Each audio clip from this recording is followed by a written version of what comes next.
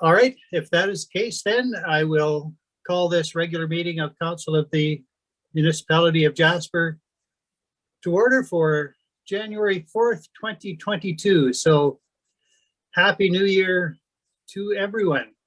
And to Councillor Wilson, thank you for your service as Deputy Mayor over the last 2 months. And Councillor Hall, welcome to the role of Deputy Mayor. We'll see if we can spare you from too much trouble. All right, we have today's proposed agenda. Are there any additions, deletions, or other changes to be made to the agenda? Councillor Melnick. I'd like to make a motion that we add an additional item at the end of the meeting, and we go in camera to discuss our strategic priorities. All right, an in-camera matter, and I'm presuming there'd be no need for any public discussions or statements after that? No. All right, if that is the motion, I would propose that we add that as agenda item 13.1 so we can complete essentially all of the agenda other than the adjournment. Is there anything else that any councillors would like to add to today's agenda? If not, then I'll call a question on Councillor Melnick's motion to add agenda item 13.1 being an in-camera discussion concerning strategic priorities. All those in favor? There are none opposed. That is carried. And Councillor Demota? I was just making sure you were seeing my hand because it blends in with my background. So thank you. Sorry. Thank you. But it might be an opportune time then for you to make a motion to approve the agenda as amended. You so do. Thank you for that. All those in favor? There are none opposed. That is carried. The minutes of the regular meeting of December 7th have been circulated. Are there any errors, omissions, or corrections required to be made to those minutes? Seeing nothing, might I have a motion, please, to approve the minutes of December 7th, 2021 as presented? Councillor Waxer? Thank you for that. All those in favor? There are none opposed. That is carried. Agenda item 4, presentations. We have no presentations scheduled. Nothing has arisen, Mr. Gibbon. Which takes us to agenda item 5, business arising from previous minutes. Is there any business arising?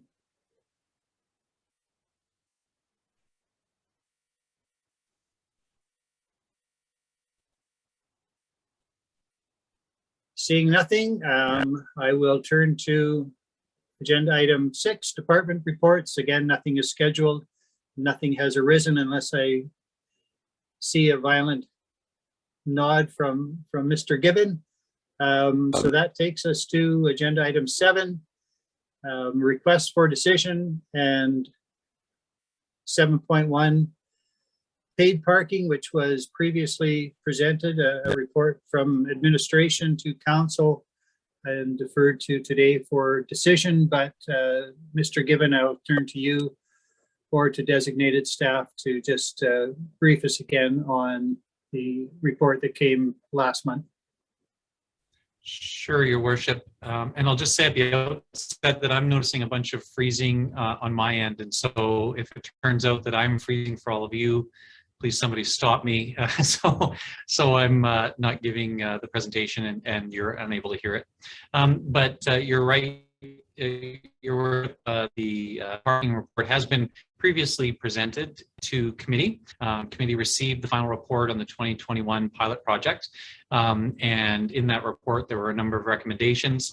Committee made a recommendation forward to council on a number of items. And so the administrative report is relatively unchanged. There is the detailed report attached to the council package. But the motion that came from committee was that council approve the continuation of paid parking on an ongoing basis, subject to the following amendment in scope and implementation. Those included the expansion of on-street paid parking to areas shown in number of on-street areas in the downtown core. Those are outlined red in the wrap-up report. The council approve additional increases in signage and the addition of payment kiosks. Council approve for resident from the requirement to pay for parking in paid parking zone, and that council approved that paid parking should continue starting on first on October 31st, with the opportunity to review that timeframe in future years. Those were the recommendations committee. And I would note that they did differ from the recommendations in the final report in some important ways, and administration wanted to ensure that council had the full information about the financial implications, because that was not available at committee presentation. So the final report recommended a number of those items that committee is recommending forward to council. Overall, the 2021 pilot project was a financial net positive to the municipality and was able to be implemented with relatively low overhead. It did have a delayed start to the pilot project, which impacted the total revenue that was available, but in the purpose of identifying the feasibility of the system and identifying opportunities for improvement was very successful. In the recommended approach from committee that's here in front of council today, administration is obviously not in a position to, and council, I'll try and just see if the internet here at the office would be a little bit better if I turn off my camera, so you'll get the voice and no bill. The project as recommended by council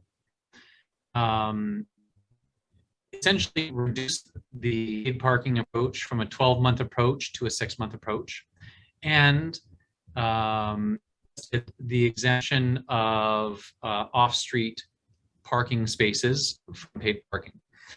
Those have significant impacts, the revenue potential of the system, and the details on the revenue impacts are contained in Appendix A, which provides comparison scenarios.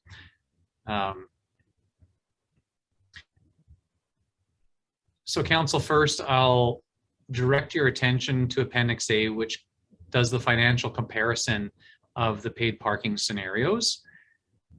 And you will see that scenario C is the base scenario that is essentially reflected in the 2022 operating budget. And you can see that there is a revenue amount expected from paid parking, and that has been incorporated into the operating budget, which council consider next agenda. The administration has attempted to estimate the impact of the changes in the recommendation from committee in terms of the exclusion of the off-street lots and the reduction in operating, and those are reflected in scenario H, which demonstrates that there would be a reduction of revenue of approximately $250,000 when compared to the base scenario that is included in the operating budget. So administration would advise council that council recommendations from committee as outlined at the start of the report, then you are also accepting a reduction in potential of $252,000. For that reason, administration is suggesting that council may reconsider now with the additional financial information the opportunity to include off-street municipal lots in the central core, which will wrap up report in have a rate that encourages off-street parking by having a higher $2 an hour rate for on-street and $1 an hour for off-street lots, and that the paid parking system be continued on a 12-month basis. And we can talk about the reasons potential benefits of continuing on a 12-month basis. But I know that council had previously committee gone through the final report in great detail. There was a significant amount of discussion about how we might apply an exempt resident. I think there was broadly a concurrence from all council members that it was appropriate to exempt residents. There was some question on how much exemption or how we might exempt residents. Administration identified that our digital first approach to paid parking allows us a great deal of flexibility. And there are at least two different approaches that we could do. First, we could exempt residents for a certain amount of time per parking session. In the report, we identify examples such as residents park for free for up to 30 minutes at a time, or residents park for free for up to 2 hours at a time. Either one of those approaches is easy to implement. Another approach, which would be slightly more complex, would be to provide residents with essentially a monetary credit within their account that they would be able to expend on parking. And this approach would require them to refill that account with actual money should they run through their credits that are provided by the municipality. Examples of this would be residents receiving $200 in parking credits annually, or $40 in parking credits monthly. And again, those numbers could be changed to annual, monthly, and of any amount the council saw fit. That approach is possible, but due to its complexity, it's not recommended by administration. Our recommended approach for exempting residents would be to specify the amount of time that residents are free to park.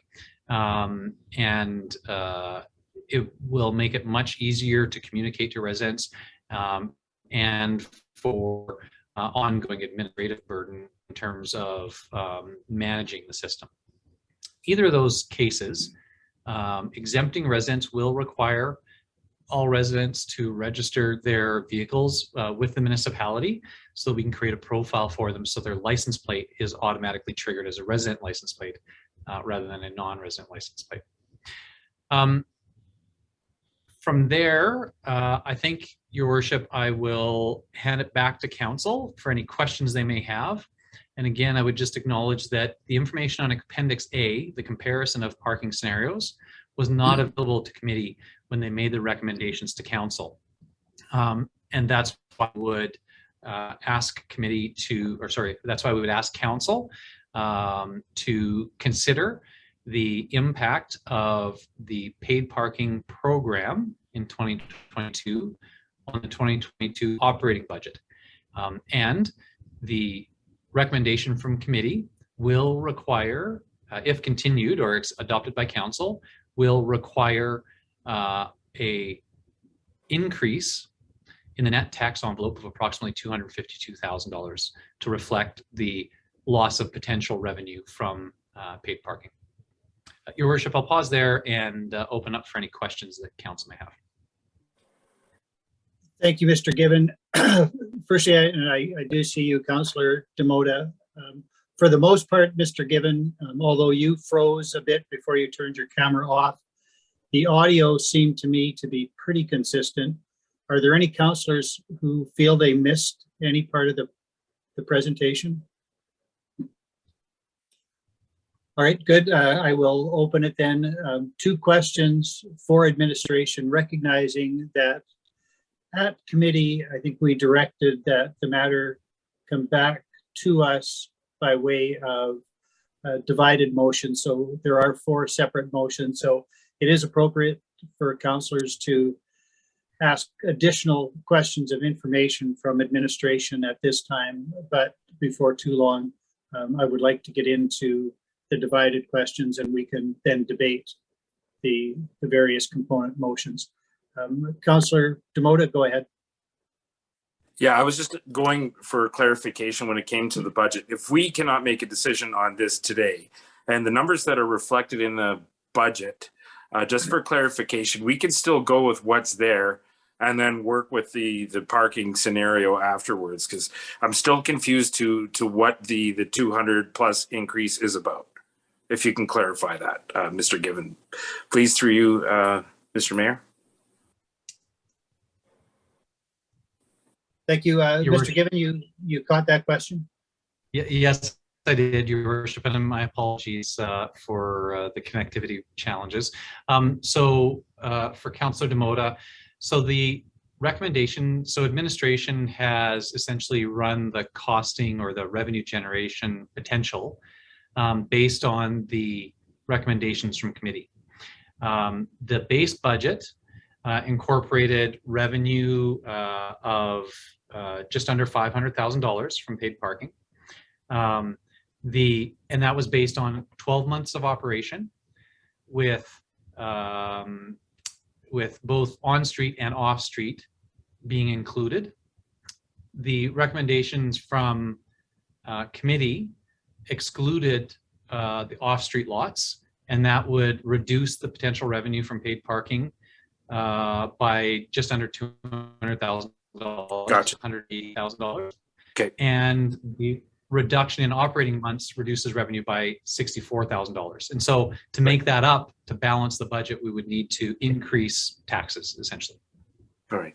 Well, if I may then, just because there's a scenario here, and it's just because I want to get some clarification on the numbers, so that when we do go into breaking these out, I want to be completely clear on the numbers. And I saw that Councillor Wilson had his hand up, but I just wanted to finish my line of questioning in the scenarios.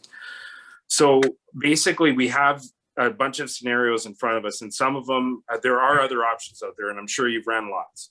So what I want to do is I'm looking at what I wanted to do today was present a scenario that had $3 an hour street parking and $2 an hour in the parking lots at a parking lot rate over a period of 6 months. So those numbers weren't provided.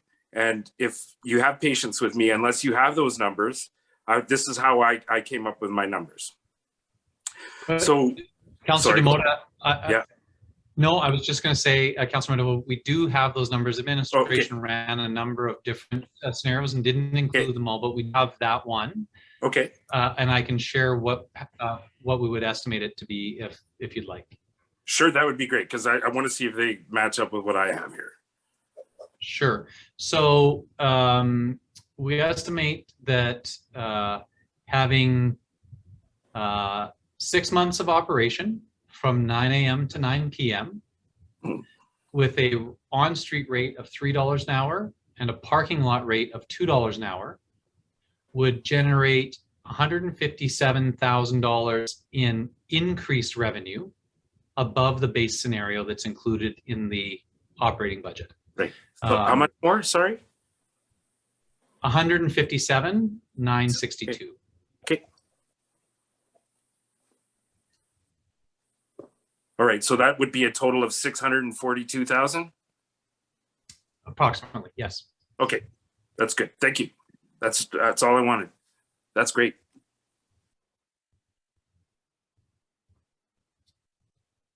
Councillor Wilson.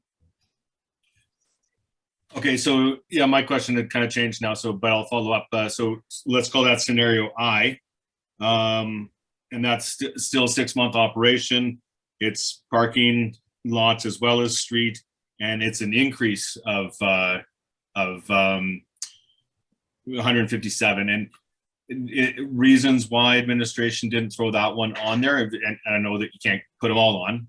And it may just be that I think we're taking too much, but yeah, I guess, is there a reason why scenario I didn't go on? Or maybe that's, you've got it labeled for something else, but let's call it scenario I, because I honestly could support that one too.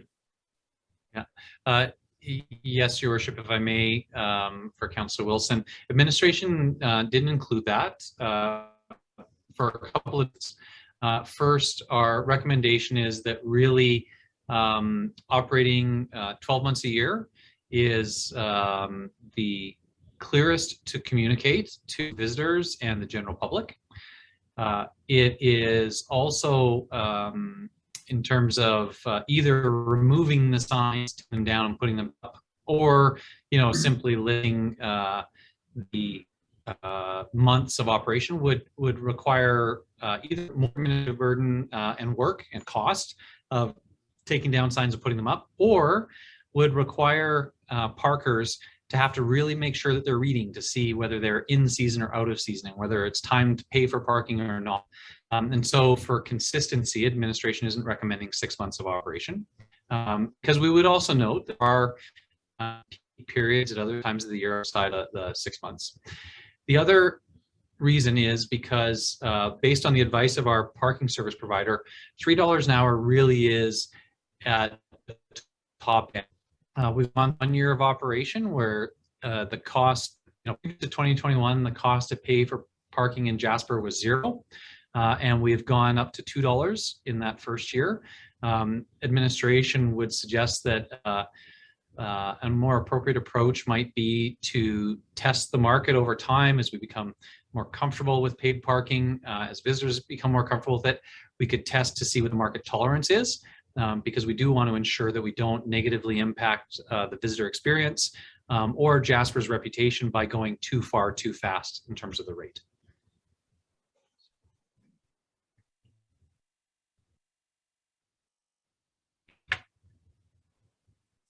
Councillor Wilson, go ahead.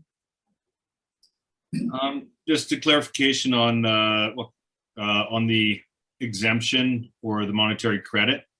Again, I was definitely leaning towards more of the monetary credit. It encourages the residents to take part in the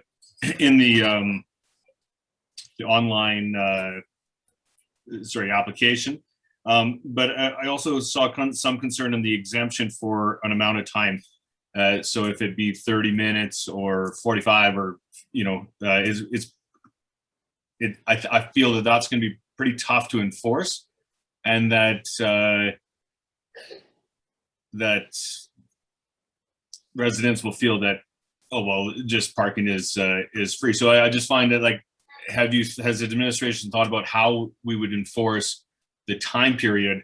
And I find that that might be a bit more labor intensive than getting everybody signed up on the platform and offering a monetary credit. And if it runs out, then they pay. And then, it kind of deters people to run out of their credits. Anyway, I guess enforcement of the exemption of the time allotment, have you kind of ran that through? I think the time allotment approach requires active engagement from the users, and the administration was really seeing that as a benefit to make this as reduce the burden on residents as much as possible. That said, the credits, the parking credits would require active engagement from users. They would have to start to think about how much they're parking and how much they're driving versus taking alternate modes of transportation, which could be seen to be a positive as well. In terms of the monitoring enforcement, I'd say that really roughly equivalent. We will still do the same number of patrols, and we do, as related to council in the committee presentation, we do intend to take a light-handed approach to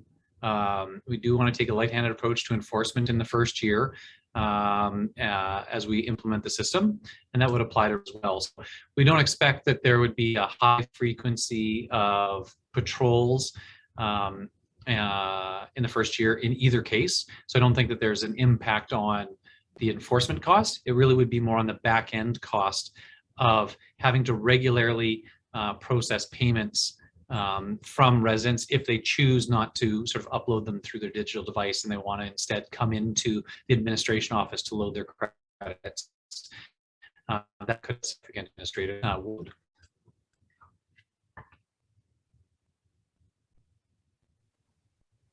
Thank you for that, Councillor Demota. Mr. Mayor, just for the process sake, ideally, and for Mr. Given as well, what would you, with your experience, want to see our process unfold today? Would you like to see us agree or vote on a scenario first, and then talk about exemptions and other processes that could be implemented after? how do you feel we should Thanks. go through this? Just so we're not, convoluting our conversation and debate on or ideas on certain things, because we could be here all day talking about the scenarios and or exemptions. Well, Yeah, as indicated earlier, Councillor Demota, my hope is that we will exhaust questions of administration quickly, and then we can move to the 4 recommendations that are before us. As committee of the whole, I think we took some things off the table. We made a recommendation as committee that this come back to council with motions and decisions required on each of those 4 topics. Those are not necessarily exhaustive. There could be other motions, but there is a separate one for exemptions, for example. So I would hope that we would work in the context of the plan that we laid out December 14th and proceed as we can and see where we get. If we can get through those 4 questions, I think we're done. There might be a 5th motion or more to be made. Mr. Gibbon, yes, I see your hand now that I see you. Go ahead. Thanks, Your Worship. I add to what you just stated, Your Worship. I think exactly right. Working through the recommendations from committee, and then if council is looking to address additional topics that weren't addressed in the recommendations from committee, listed in the report conclusion section, there's a bullet list of 4 different items that council may wish to use as templates for motions if they wish to, and those address the off-street lots, the rates, the resident exemptions, and the sort of how long the system would be for over the course of the year. Those are all, there are potential template motions in the conclusion section of the report. Thank you for that. Councillor Boxer. I was wondering if there was a calculation of lost revenue to having residents exempt from paying. If there was a sense of how much space they might take up, or how that worked out. Your Worship, for Councillor Waxer, no, we don't have an estimation of that. Because we did have exempted from parking this time around, we may be able to calculate it, but really the focus is obviously on visitor-derived revenue rather than revenue from the residents who are already paying for the assets through their municipal property taxes, at least in, theoretically. So the administration doesn't have that information at hand. Councillor Waxer. Thank you for that. Councillor Wilson? Okay, a couple things. I guess the first one would be, would you agree that scenario E for a 6-month term is the most ideal for earnings? Like, so we're going to lose the least amount on a 6-month on scenario E. If we were, so it's a 9 to 9 compared to, so yeah, 9 a.m. to 9 p.m., which I think we may desire to be charging in the evening hours, but we're only losing 105,000 off of the 484. Is that correct? Your Worship, if Councillor Wilson is asking administration's most desirable situation would probably be the one that's contained in the operating budget, just for simplicity's sake. Sure. Which is scenario C, right? But and 12 months. But I think the majority of council had seemed to be leaning towards 6 month last time we spoke on this. So that's why I'm just highlighting that scenario E is a 6 month. It's extended hours into the evening, and we are only knocking it down 105. We're losing 105,000. So yes, of course, administration's ideal is the scenario C, right? But it doesn't charge those evening hours, and it is 12 months. So I'm just kind of highlighting that option there as well. It's not a, I understand that the 12, I understand the benefits of the 12 months. But my second comment on the 12 months was that the loss of $252,000 or 253 almost is what we're forecasting we would earn. And it is only, it's, correct me if I'm wrong, it's that's half of the 484, which we're forecasting that we're going to earn. But that's, would we make $252,000 in the 6 months of winter compared to the 6 months of summer?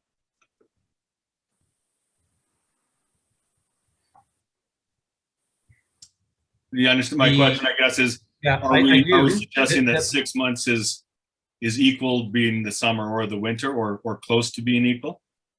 No, not at all. Administration's forecasts, acknowledge and reflect that there are some months where we would have much less than 100% utilization, down, I think 1 month at least, it was even down to 10%. We fully acknowledge that there would be a reduced visitor usage throughout the course of the month that would fluctuate, or sorry, throughout the course of the year that would fluctuate. So, administration really can implement any of the systems.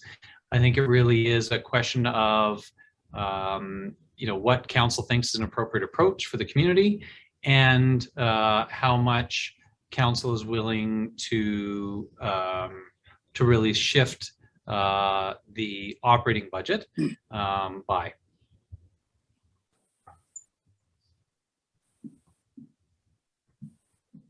Thank you for that. Councillor Demota, I did see your hand earlier, and Councillor Melnick as well. So in that order. Okay, thank you. When we get to the scenario, or sorry, the discussion on exemptions, I do want to discuss with council the opportunity for resident passes again. And I know I brought it up before, but through you, Mr. Mayor, to Mr. Given, would this be, in conjunction or maybe in to substitute what Councillor Wilson was saying, a better system to operate for people that need to have their vehicles downtown, whether it's for business or having to shuttle their families or need to go back and forth between businesses or whatever. I'm not saying that we should give those people free parking all year round, but maybe an opportunity to establish what a rate per day could be, and then buy a monthly pass or something like that. Where, because I'm afraid that if we go in one way or another, we might be hurting some other opportunities in the community where we might be kind of ostracizing or preventing other people to operate their lives or businesses. Thank you. Your Worship, I just want to make sure that I understand. I think I understand the question, Councillor Motor. I think you're asking if it would be possible to have a resident rate for parking compared to a non-resident rate for parking. Would that be fair? No. I was thinking, is there an opportunity within the system that we're looking at or have for residents to buy a monthly pass or a year pass for parking to park downtown? So let's say I have a business that requires me to have a vehicle parked downtown, and I need to use it to move around the community or go back home if I live in Stone Mountain or whatever it is, but I can't afford, or should I be expected to afford, to pay full day rates of parking downtown, like in one of the lots. So I'm not saying using the parking pass to pay on street, but a parking pass to park in the lots for people to be able to work within the community. So again, just to get clarification, so a rate that would allow, a pass that would allow residents to park in off-street lots at the same hourly rate, or at a reduced hourly rate? I guess it would be at a set rate. Maybe reduced or whatever it is, maybe something that's not based on 12 hours a day or 8 hours a day, but yes, maybe a reduced rate, so that we're not kind of segregating people that need to, as opposed to, I know that we want to promote as much pedestrian and bike riding in the community, but there are members, people, family that are not able to do that. A, because of where they live, B, because of other scenarios. Yeah, I believe that would be possible. Essentially what you'd be doing is saying, well, to park in this off-street lot, which would otherwise be $1 per hour, from 9 to 9 would cost you $12, as a regular visitor, or because you're a resident, you can get that at the monthly rate, which works out to an equivalent hourly rate of, say, 50 cents per hour or something. Yeah, minus your 2 hours free, if that's the way to go. And the additional 2 hours free, it would be an additional consideration if council want to do that. So you get 2 hours free plus a reduced rate. And I was just thinking a pass might be an easier way to patrol or enforce. Thank Just you, In any Councillor in any DeBoer. of the scenarios where we Go ahead, Mr. Gibbon. Sorry, Your Worship, I was just going to, and I apologize again, it's difficult without you being able to see me, and council. In any of the scenarios where we provide any kind of differentiation for residents, it will require the residents to register their vehicle as a resident vehicle. And so any scenario, whether it's a pass, a reduced rate, or free parking, or a credit on an account, will all require residents to register their vehicles with the municipality to be able to get that resident rate, or that benefit, whatever form the benefit comes in. Thank you for that. I will turn to you in a moment. Councillor Melnick, I just want to remind councillors that although there is a degree of crossover between information which Mr. Gibbon can provide and debate, I would like to spare Mr. Gibbon as much as possible from entering into debate. So I think we have heard consistently, if council wants to propose or direct any sort of resident exemption program, administration can make that happen. But it's not for Mr. Gibbon to debate with council what the best system might be. Councillor Melnick, go ahead. Thank you, Your Worship. Through you to Mr. Gibbon.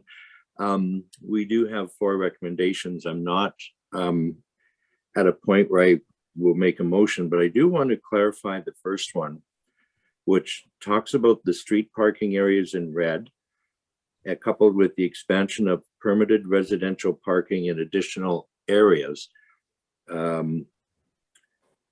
Is that permitted residential parking in additional areas meant to include or refer to the parking lots that were in dark blue? I just want to be clear that whatever, if that motion or some form of that motion gets made, that we're not just talking about the extension of additional parking in red on the map on page 20 of the agenda, but it also includes the 6 lots, I think, 7 lots that are in dark blue, which I think were intended to be part of the off-street expansion, but that the wording on this recommendation, it isn't clear to me. Sure. Your Worship, if I may, for Councillor Melnick, the recommendation, and again, this is committee's recommendation, which was based on what was in the final report, that council approved the expansion of on-street paid parking into the areas shown in red on the map in the report, coupled with an expansion of permitted residential parking in adjacent areas. The residential parking in adjacent areas is specifically related to some concerns and could foresee from the school, who noted that if paid parking was extended out along the street next to the school, that it may have an impact on parents and other users of the school.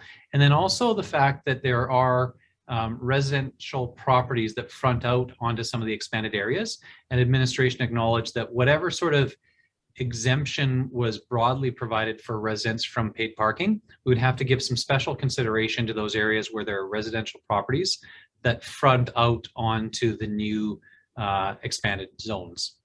Does that clarify for you, Councillor Melnick? It does. And the reason I asked the question is that in our discussions, we talked about not including or the parking lots be at a reduced rate. So I'm going to go with that.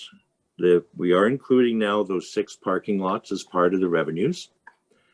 And I appreciate Councillor Wilson bringing up scenario E, that for the 6 months, the parking lots generated $147,000. And through you, your worship, to Mr. Given, and I'll use his expertise from the reporting, it was discussed about the on-street rate of $3 being too high. And we are making a recommendation here. I see recommendations to have a differential in parking. For the individuals driving into the municipality, they will not know that there's a differential in parking when they first go to park in the street. And by chance, because they don't get a stall, they'll end up in a parking lot.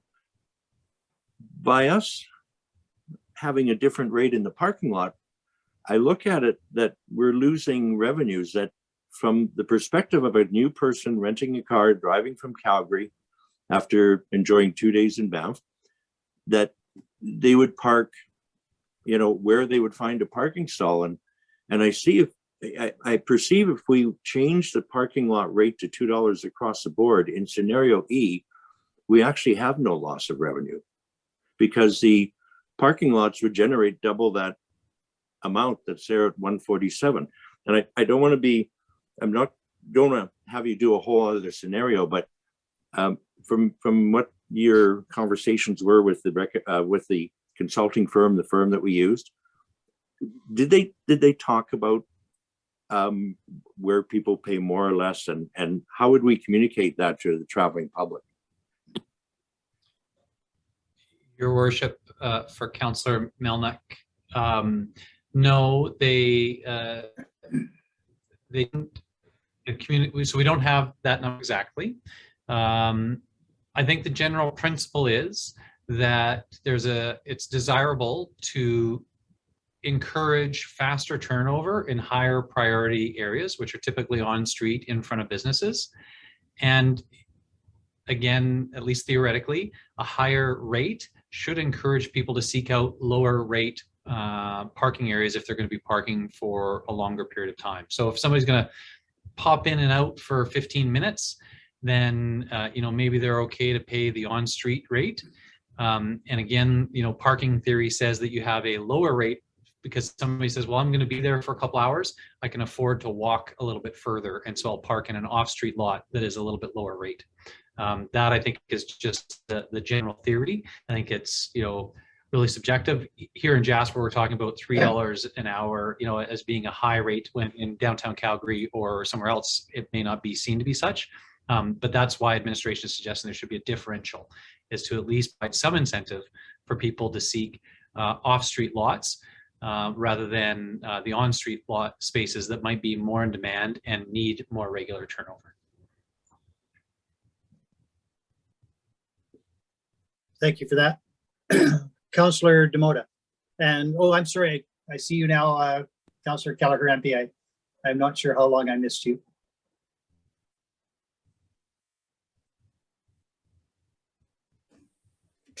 Thank you, Mayor Allen. To you, Mayor Allen, to Mr. Gibbon. Did administration consider, when you go to Calgary or Edmonton and you park in these lots, that you get a daily rate?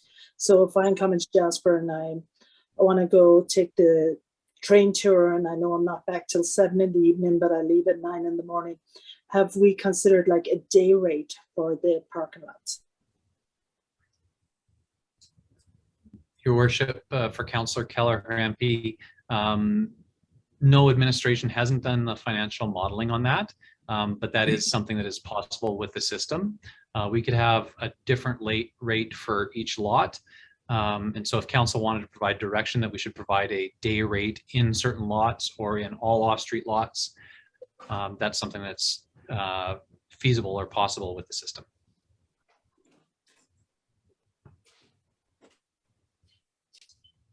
Thank you for that, Councillor Demota.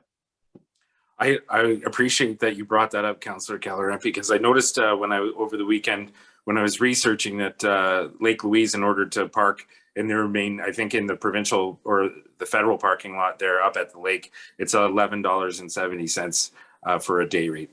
Noticing that people do go beyond a certain time. Now, having said that, Mr. Mayor, through you to Mr. Given, was there a consideration at any time, and sorry if I missed it, to put a cap on the amount of hours in the street parking area for so 3 hours maximum, for an example?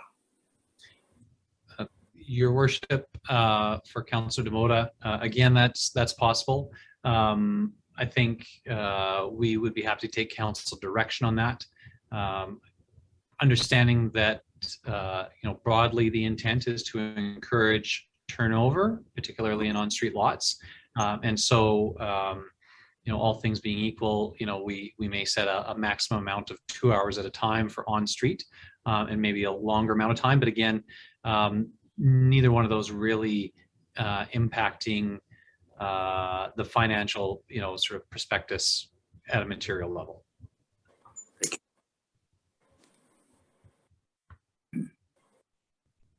All right, I have indicated some haste to get to motions and debate.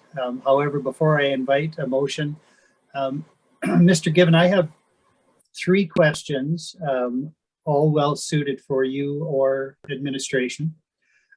Firstly, the report was presented to council or committee of the whole on December 14th. I know that previous to that, there had been some considerable interest in the community to see the report and understand the dynamics and the information contained.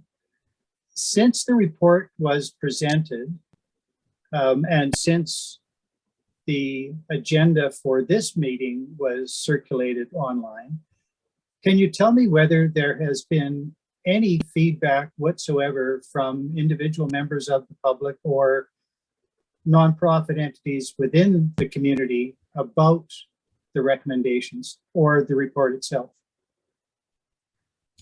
Your worship, no, none has come to my attention, either from individuals or from any organizations in the community.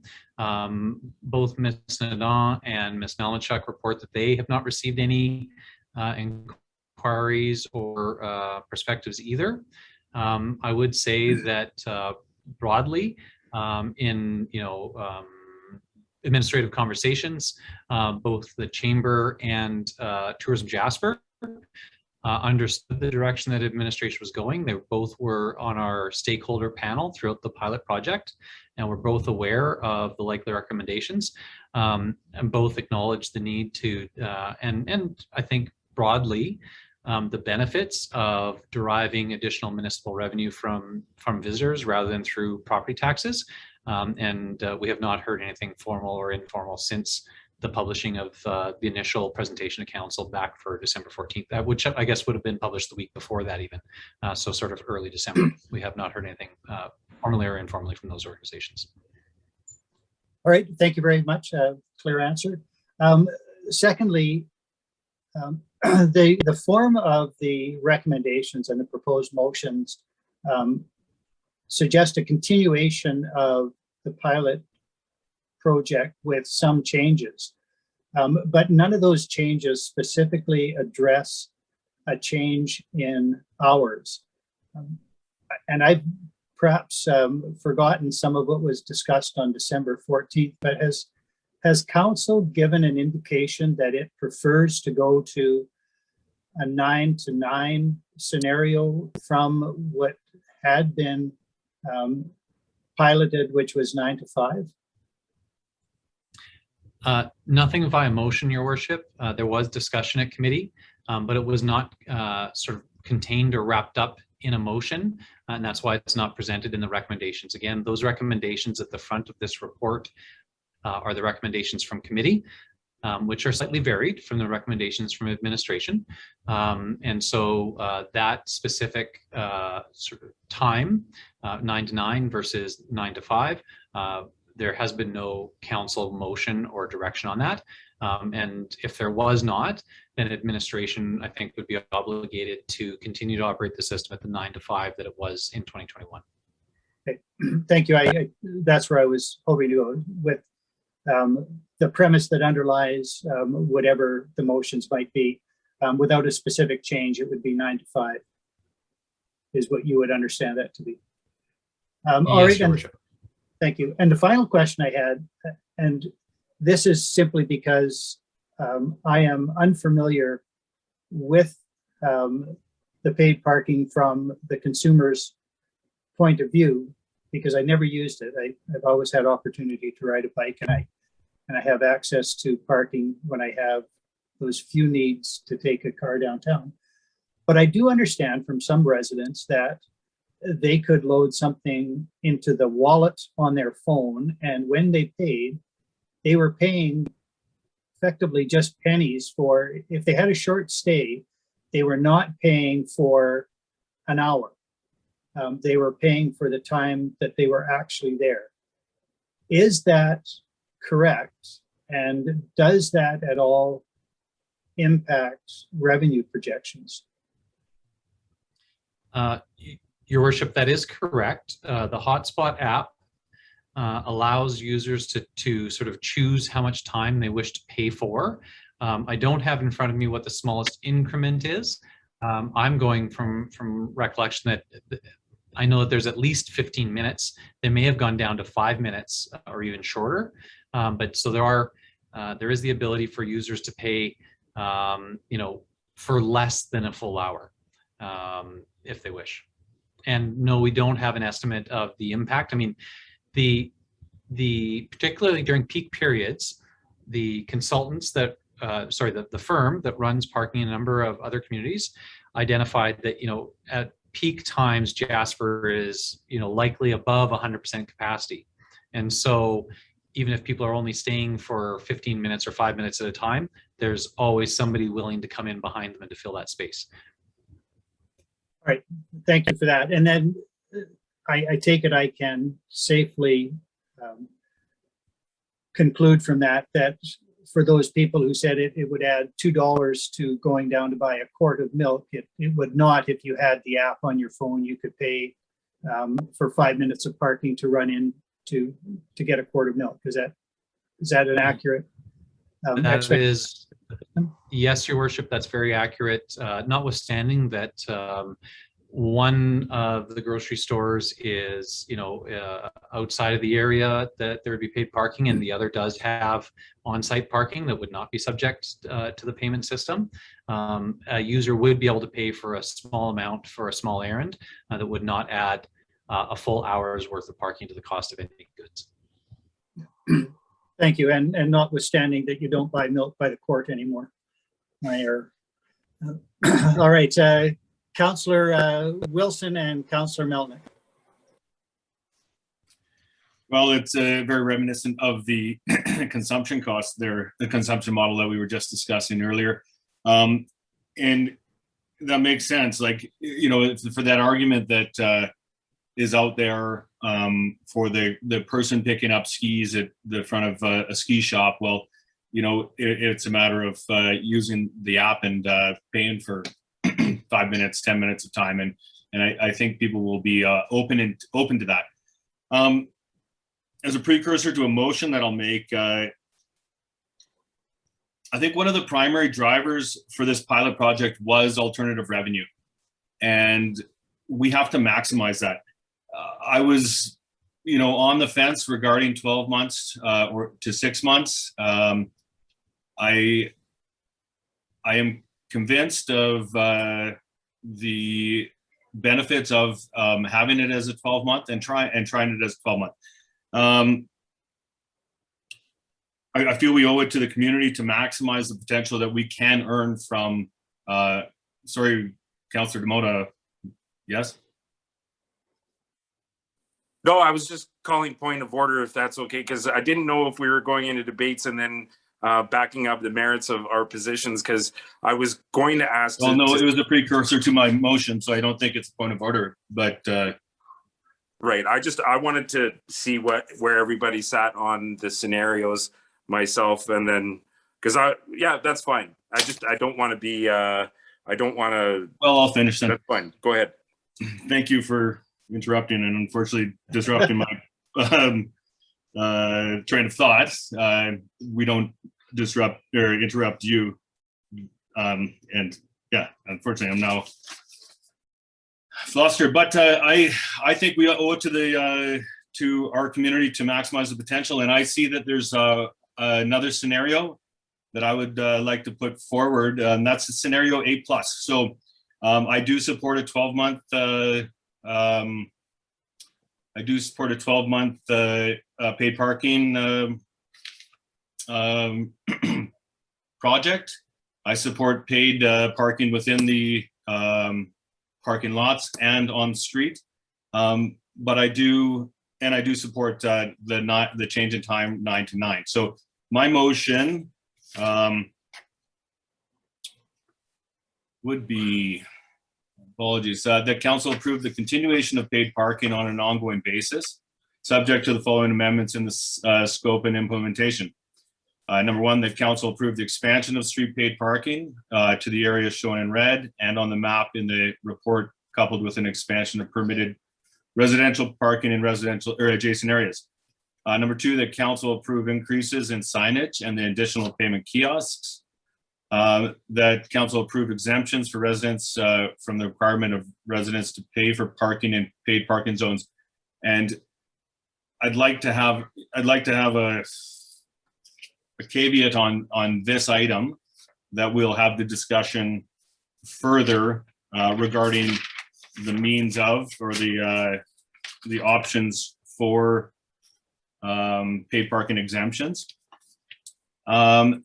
But also further, that council approve that paid parking should continue on a 12-month basis according to scenario A in the appendix A.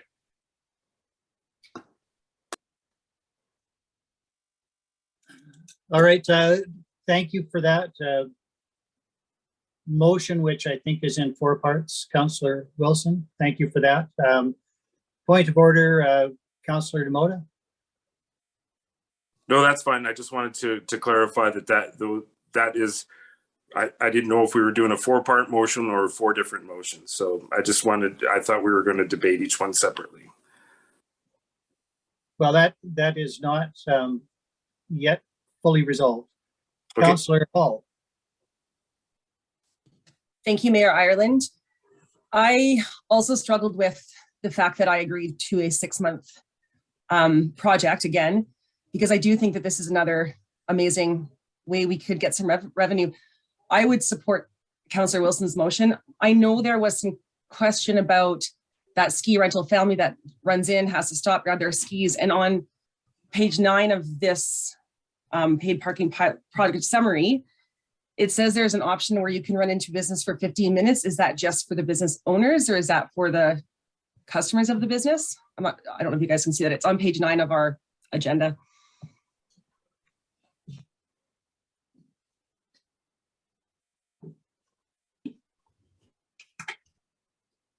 Your worship, if I can, I won't speak to the motion, but I will clarify what that 15-minute reference was.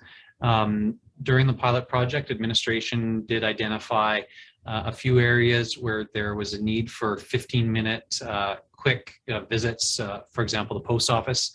And I think in that area, we had a 15-minute drop-off zone and free parking in those zones. And so, for example, at the post office, there was no charge to pop in, pick up your mail, and drive away if you're using the 15-minute zone.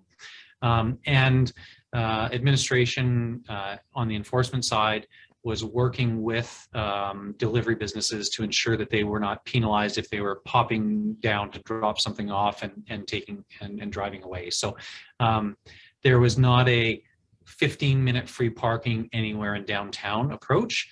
There was a nuanced approach that said there are specific zones where we know that people have to come and go quickly, and we won't ask them to pay in those zones. And we know there are certain types of users who are going about their daily business, doing deliveries, pickups, and drop-offs that may need to park for a very brief period of time to run in and run out. And we did not have a requirement for them to pay for the pilot project. Thank you. Now I see a point of order from Councillor Wilson and Councillor Hall. You had a follow-up, I think, and then Councillor Demota. Your point of order? Yeah, my apologies because I interrupted during my preamble to my motion. I did have two things to add to that motion. I wanted to, sorry, to try and add it in. I wanted to have in there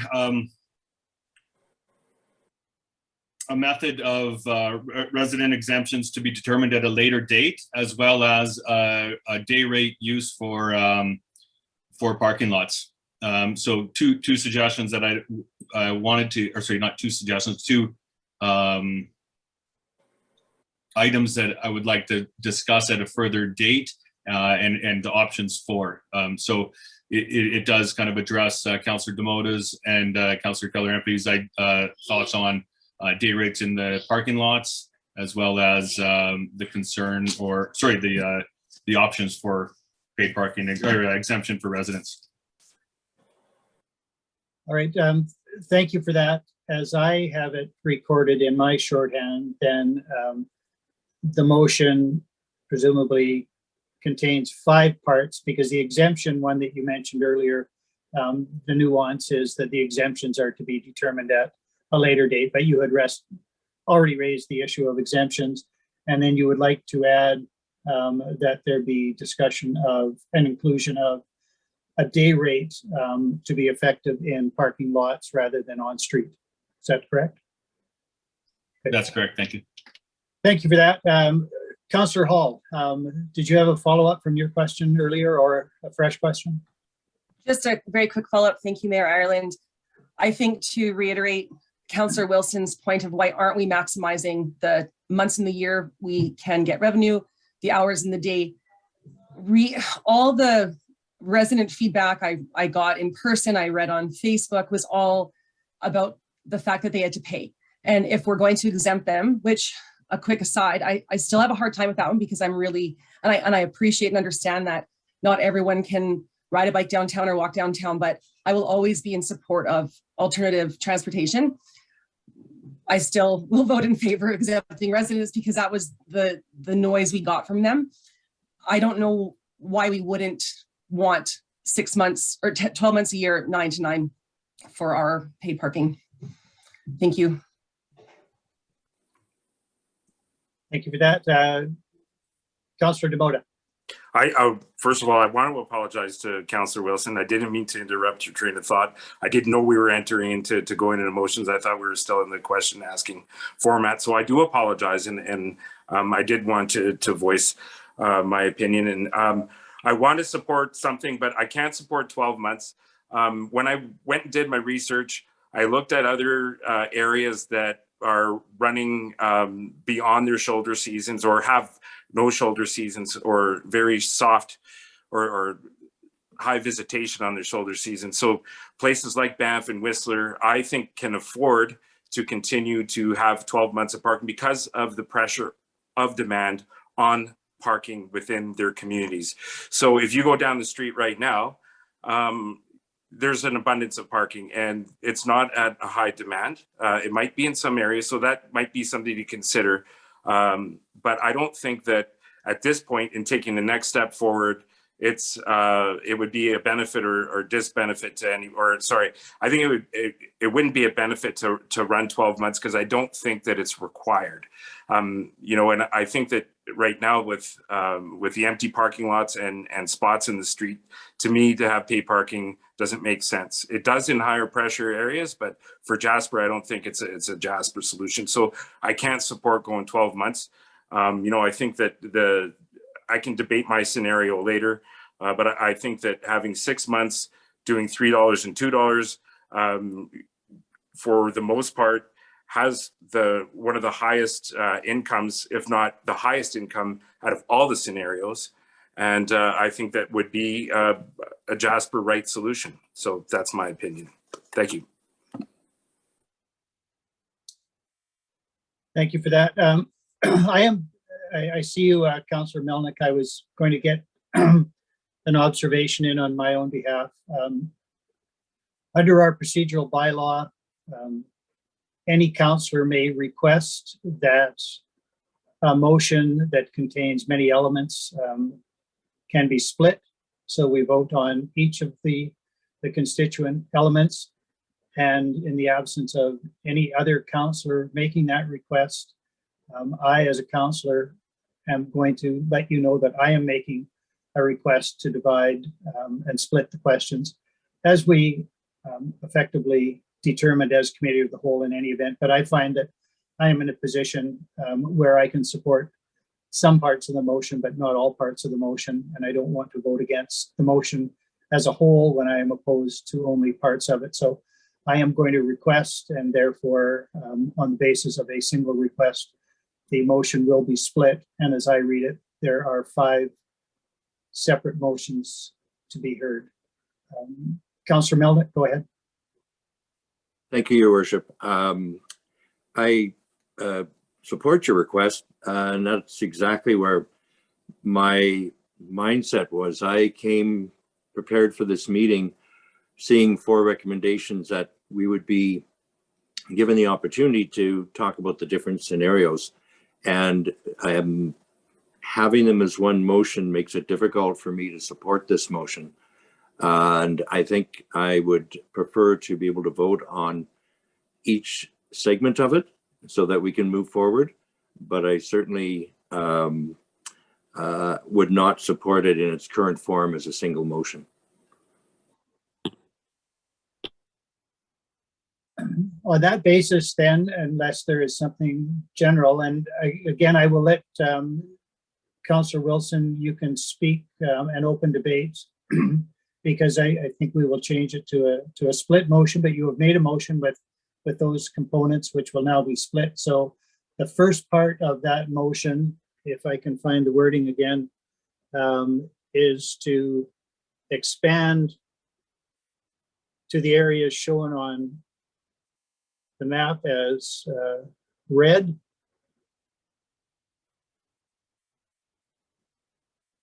And Councillor Melnick, you earlier referred us, I think, to page 20 of the agenda package.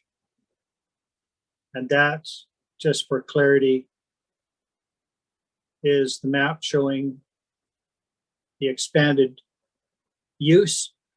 So red lines on Hazel between Patricia and Geeky, red lines both sides of Geeky from Hazel to Pyramid Lake Road, red lines on Pyramid Lake Road between Patricia Street and Geeky Street, and an extension of red lines on Connaught from Pyramid Lake Road to, what is the next one? Is it Balsam? Your Worship, for clarity, would it be helpful if I shared my screen just to put that image up so the public would be able to see it? That might be very helpful, yes.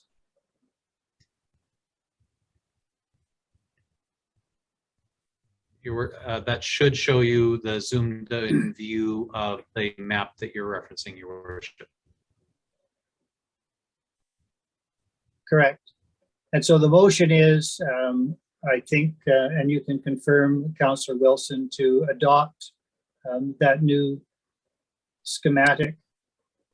And I would simply have one question or observation that there does not seem to be any expansion of permitted residential that is consequent on the expanded paid parking for that one block on Connaught. In other words, should the following block of Connaught, which is primarily commercial anyway, does that require any sort of residential permitting, or does the side street, which I think is Balsam that comes off of that, does that require any permitted residential parking? Your worship, in either case, we don't believe they're particularly material to the operation. And again, given the digital permitting nature, we would be able to manage that if we found that it was a problem. We fully expect that with any system, there will be adjustments along the way. And if we found that it needed or there was a particular pressure there, then we certainly could address that and bring that to council's attention. All right, thank you for that.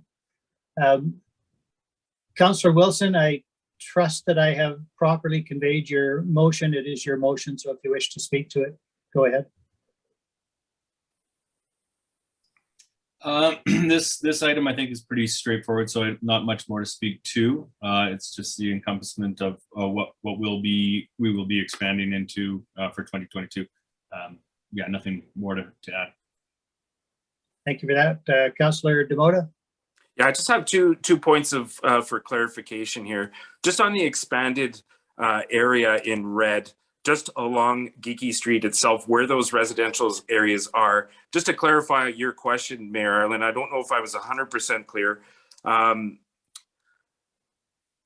With the residents there, if are they able to attain a residence pass, and if they do have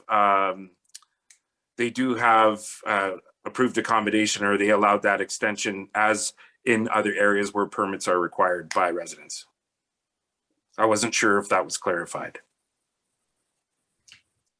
Your worship, particularly along Geeky, this is one of the particular areas where administration saw that there are residential properties that front onto that street, particularly across from Commemoration Park. And we fully acknowledge that we would need to provide some way for residents that live in those buildings to be able to be exempted from parking if they're essentially parking on street for their house. And so that is one of the areas that we would provide that residential exemption. And we would have to have some special consideration for the residents in those areas. Yeah, thank you.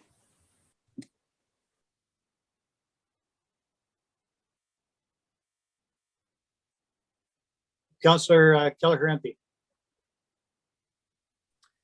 Thank you, Mayor Ireland. Through to you, to Mr. Given. I just want to clarify on the map. So the parking lot that's down on Connaught across from Nestor's that has the Tesla charges, that will not be a paid parking lot? Your worship, for Councillor Kelleher-Empey, so two different levels of clarification. First, I don't believe that this motion is dealing with the off-street lots at all. I think it's dealing with the expansion of the paid parking on-street areas. But yes, you're correct in your interpretation of the map. The administrative recommendations are not suggesting that the lot across the street from Nestor's should be paid parking. It is sort of on the periphery, and you'll see that the off-street lots on the periphery near the administration office, across the tracks near Stanwright Drive, and that one along Connaught are ones that at this time administration was recommending didn't need to be included. Certainly that's subject to council making the final determination. Sorry about that, Mr. Given, but we don't have paid parking on front of Nestor's either, am I correct? On the street? Because it looks like that where the service credit union on Connaught is 2 hour paid, but we're not 2 hour on right beside Yes. Nestor. That's However, correct. However, Nestor's goes on to Balsam and then onto the back of Patricia Street that is quite crowded as is without any paid parking in that area. So and that doesn't look like that area is extended into having residential parking only. Will that area be included?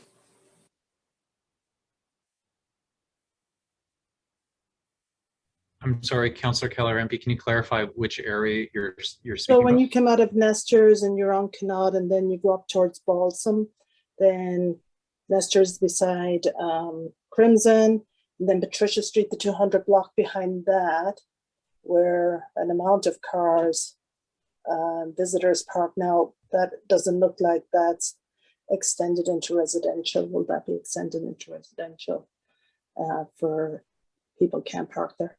Residentials only. That's correct. That is an adjustment we could make if necessary. It is not represented that way on the map. The area beyond Balsam, you know, that is an area that is currently congested even outside of peak visitor times. So we're not certain that adding a resident exemption would be a direct benefit, but if through the course of the summer, through peak operations, we found that it was necessary, we could. But again, that appears to be an area of congestion, no matter what the sort of visitor, demand is. But again, adding a resident only area is not a challenging matter, and something administration could do within the scope of the program if it was determined to be necessary. I've heard from a lot of residents on that street and side streets there because of people parking and can't find parking to go to Nestor's, and for people that are now coming out of the downtown core because they can't park there because of paid parking, that it's quite, last summer, there was a lot of people coming, leaving their cars there all day, going biking. So I know the residents on those streets are quite concerned.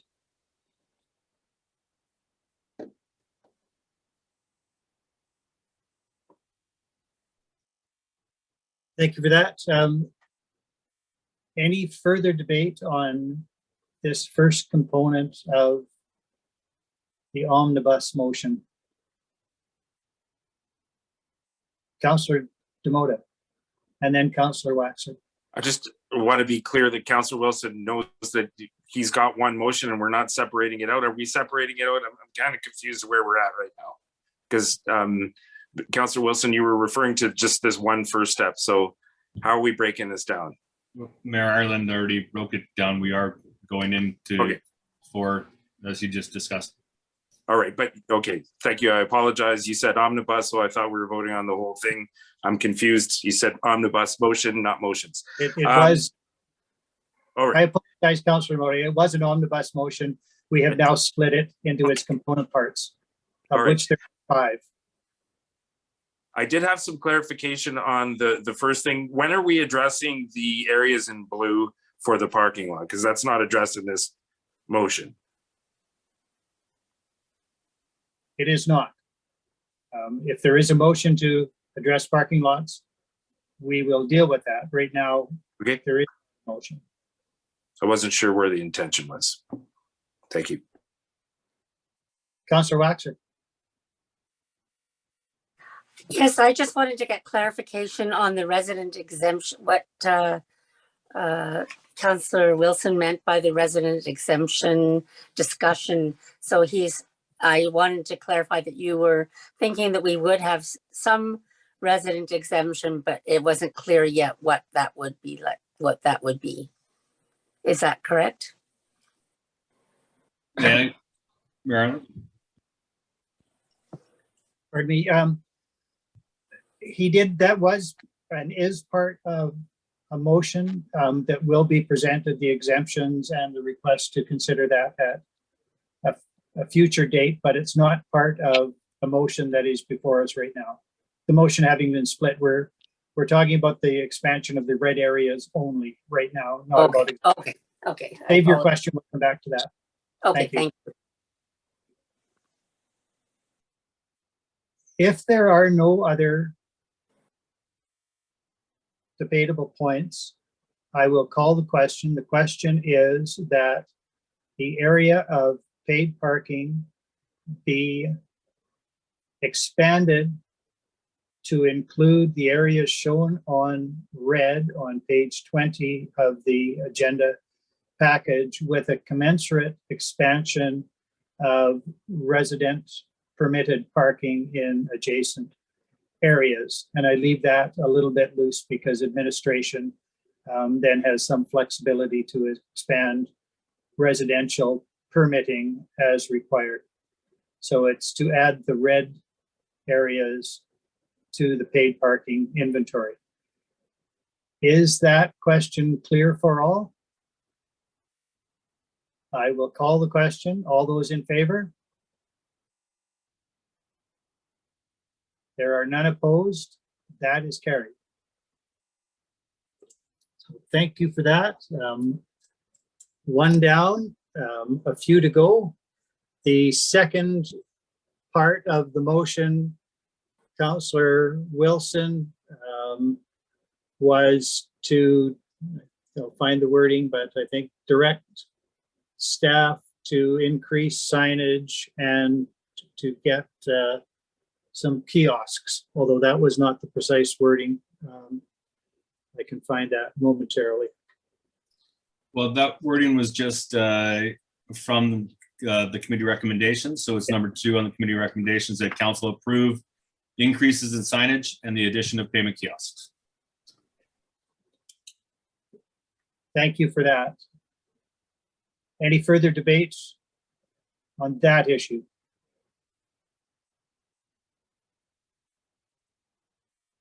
If not, I will call the question. All those in favor? There are none opposed. That is carried. The third motion, or the third part of the motion then, is that council approve exemptions for residents from the requirement of residents to pay for parking. Such exemptions to be determined at a subsequent meeting. Is that the intent of your motion, Councillor Wilson? Yep, I would support that.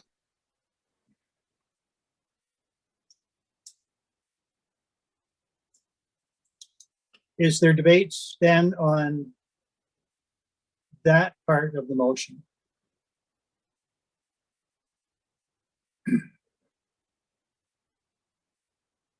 I will then speak, I think, opposed to this part of the motion.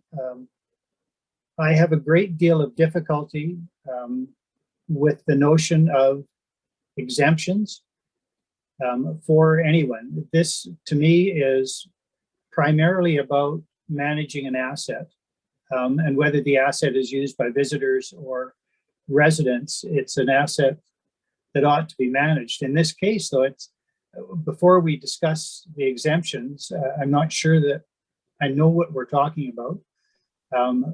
My preference, although again, there's not a motion to this, but if we leave it that there is free parking in parking lots, I think we don't need to discuss exemptions in on-street parking, because people will have an opportunity to park off-street if they need to be downtown.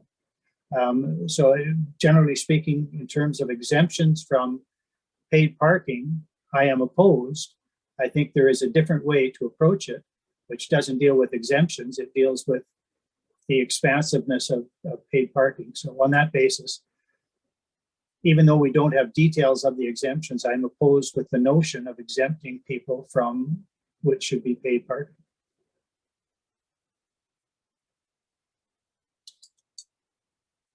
If there, Councillor Wilson, you're eligible to close debate. Yeah, thank you for that. And no, understandably, Mayor Ireland, I as well am reluctant to exemptions, although I think we can find a common ground that works for both residents as well as maximizing the potential of our parking areas. And I think it's lost revenue to give away our parking in parking lots for free. I think a reduction in rates is acceptable, and I 100% don't support fully exempting all parking by residents all the time. I think there's a middle ground that we can find, especially with the credit system, and I think the fact that we offer seniors passes that assist seniors in, and I'm sure we could we also offer accessibility passes, or it's something we could look into. But exemption is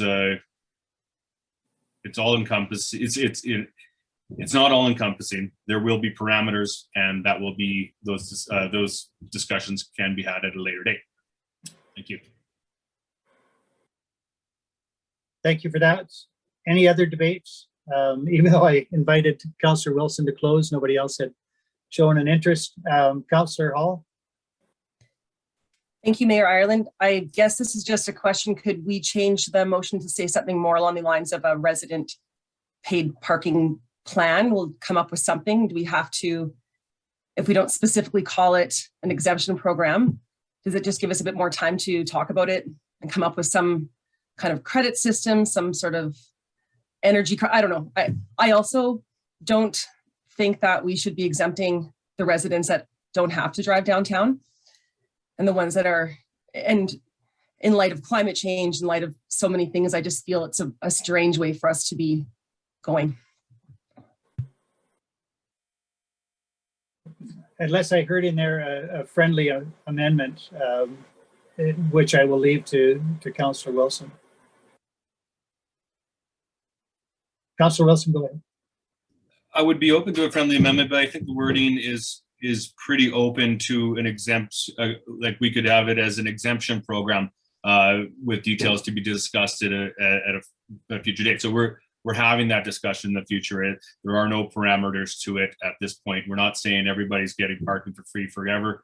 The discussion is still to be had, Councillor Hall, and I think it's open-ended enough that, you know, our voices can be heard. Thank you for that. Councillor Demota. I understand the intent, and I believe we'll act on good faith with that, and I'm in support of moving forward, and I'll support this motion. Thank you. Councillor Waxer. I too will support that. Okay. I will call the question. The question then is that there be an exemption program to be determined at a later date. An exemption program for paid parking to be determined at a later date. All those in favor? Opposed? There are 2 opposed. That is carried. The 4th part of the motion is that council approve that paid parking continue on a year-round basis from 9 a.m. to 9 p.m. each day. Is that a fair reflection of your motion, Councillor Wilson? To further break it apart, I think let's just make this one 12 months. So on a year-round basis, and then the time period could be, I think that if you would let me, the next motion would have the time. I can allow that on the basis it is a request to split a motion. And I think if we're splitting a split motion, I don't think we have a rule against that. In any event, I will make my ruling in that direction. So we will split it then and deal first with paid parking being continued on a 12-month basis. Do you wish to speak to that motion, Councillor Wilson? I'm convinced that by offering, or sorry, by entering into a paid parking program that that is year-round, the municipality will save on manpower. It'll save on confusion with visitors, confusion with residents. Although yes, confusion with residents. If we enter into an exemption program where it's based on credits, there will still be that ongoing. Oh, are we good? Are we bad? Am I needing to pay? Am I using credits? So I think the 12-month paid parking program is consistent. People know what to expect when they're arriving in town, be it that visitors can pay as little as 15 minutes for parking, maybe even less. I think it's acceptable to just bring in paid parking year round, and that's it. Thank you for that. Is there any debates on the issue? Councillor Demota. Well, I just want to reiterate the fact that I don't think that we're a year-round resort area, even though we do have some spikes in the winter time. So I don't think that, you know, even with that off-season support, that it would justify having year-round. I'm okay with making the recommendation that committee made last week with going forward with that, because it doesn't make sense when there isn't a high demand on parking to ask to pay for premium parking when premium parking is in the summertime. So I would like to stick with the status quo. So I'm going to vote against this motion. There are other areas in Alberta. Banff charges $3 an hour, and I'm on for their parking, and I'm okay with that. They do reduce theirs to $2 an hour for the winter months. So you know, whether people are coming there know what they're paying or not. I don't think there is a lot of confusion. On our old signs, we used to have 2-hour parking from May to October, and I think that we can do that again if we have the sign set up properly.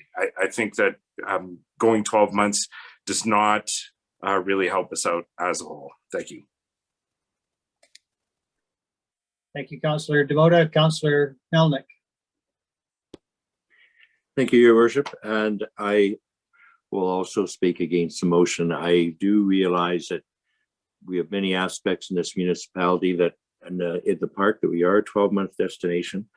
What we do lack, however, and which drives a lot of, if we use Banff as an example, the 4th or 5th largest international airport in Canada, municipal area of approximately 1 million people in an hour-and-a-half driving distance who can do a day trip to Banff. We don't enjoy that same volume of individuals to, I feel, justify paid parking at this point in the wintertime. But I appreciate that we've split the motion, give us all an opportunity to say our piece, and I look forward to the vote. Councillor Kelleher-Enty. I also cannot support this. For years, the Chamber and Tourism Jasper have spent millions of dollars trying to make this a year-round destination. We're not there yet. And as Councillor Melnick said, you know, we're 4 hours from our nearest international airport. I think everything we can do in winter to lessen the cost for people to come to Jasper is what we have to do for now. I think down the road, maybe, but I don't think going forward with the next step of the pilot project is to make winter paid parking is a good idea.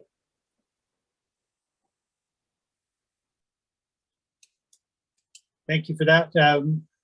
Councillor Wilson, I will invite you to close in a moment. I just want to see whether anybody else wants to speak to the motion. Councillor Hall. Thank you, Mayor Ireland. I am in support of this motion because I don't think the fact that we're quieter in the winter makes our infrastructure worth, or the cost of running our town, any less.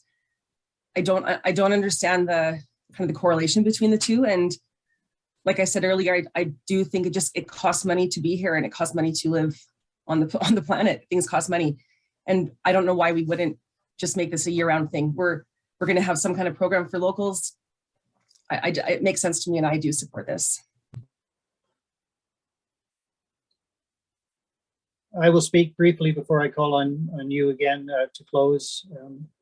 Councillor Wilson, I find myself inclined against this provision on the basis that, again, for me, it is not about revenue and cost recovery so much as it is about asset management. And we don't have the same management issues at all in the wintertime.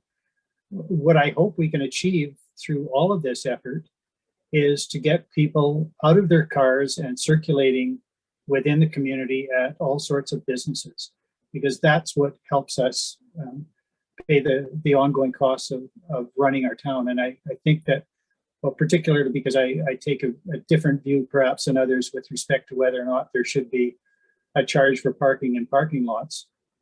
But in the winter months, accessibility to stores makes a difference. It encourages people to come downtown and park and get out of their cars.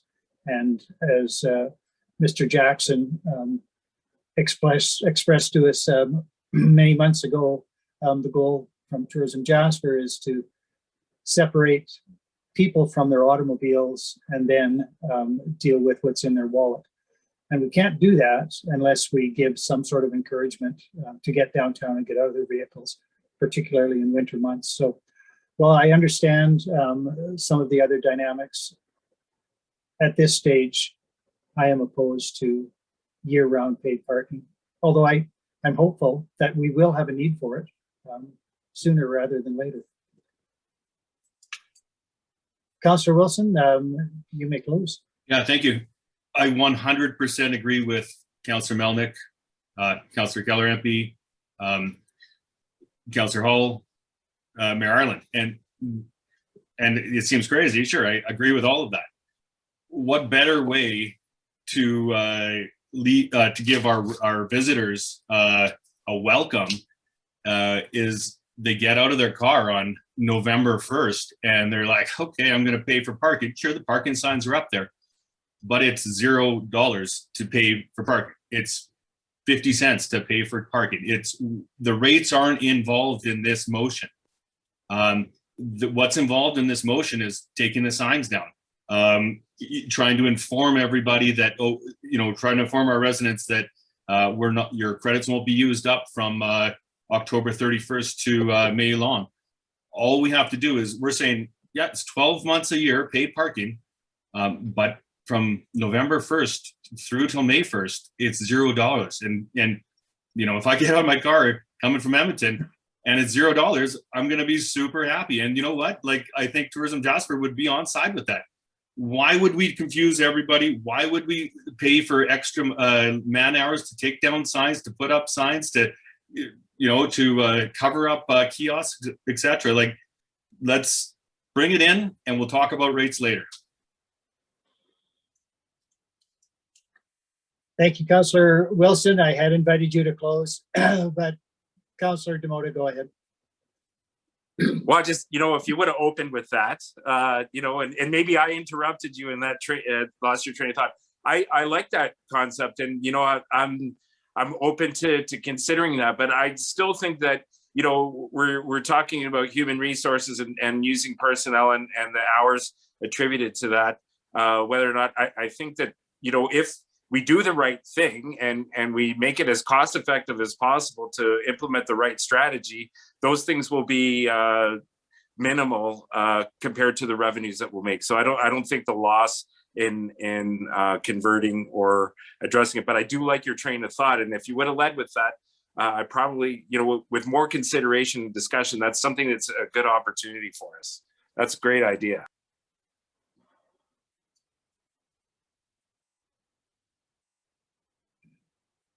All right, I'm going to take it that debate is concluded. So I will call the question. Again, the question for clarity is that paid parking proceed on a 12-month basis.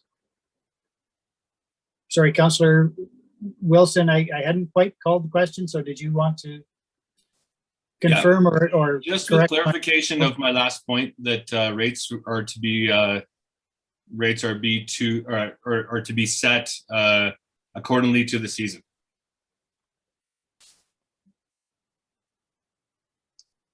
All right, I will call the question. All those in favor? And those opposed? There are 4 opposed, 3 in favor. That motion is defeated.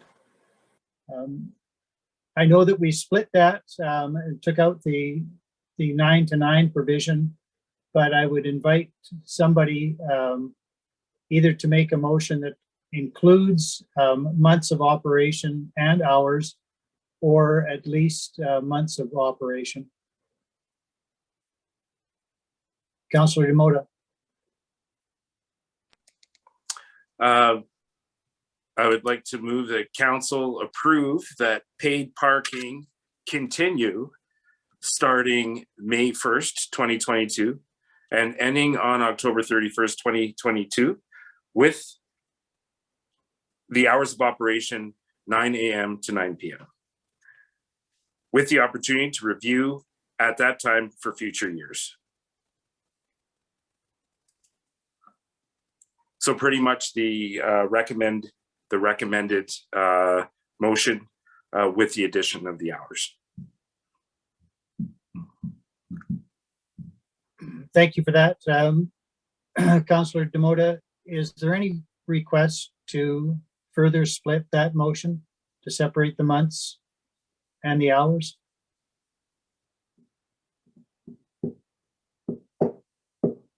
I see none. All right. I will open the motion to debate. Councillor Wilson. I'll just clarify that it's not the recommended motion.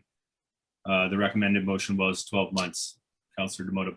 It's you're talking scenario. Just clarification on what scenario you're supporting. Committee recommendations, number 4, the council approved that paid parking should continue starting May 1st, 2022 and ending on October 31st, 2022, with the opportunity to review at that time for future years. That was what was presented.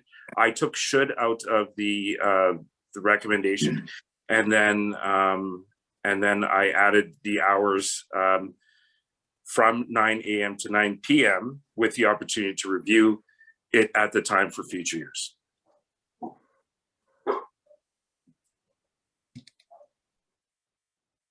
In the absence of other raised hands, my concern on this motion is as to time. So we have always had 2-hour parking, which ended, I think, at 5 p.m.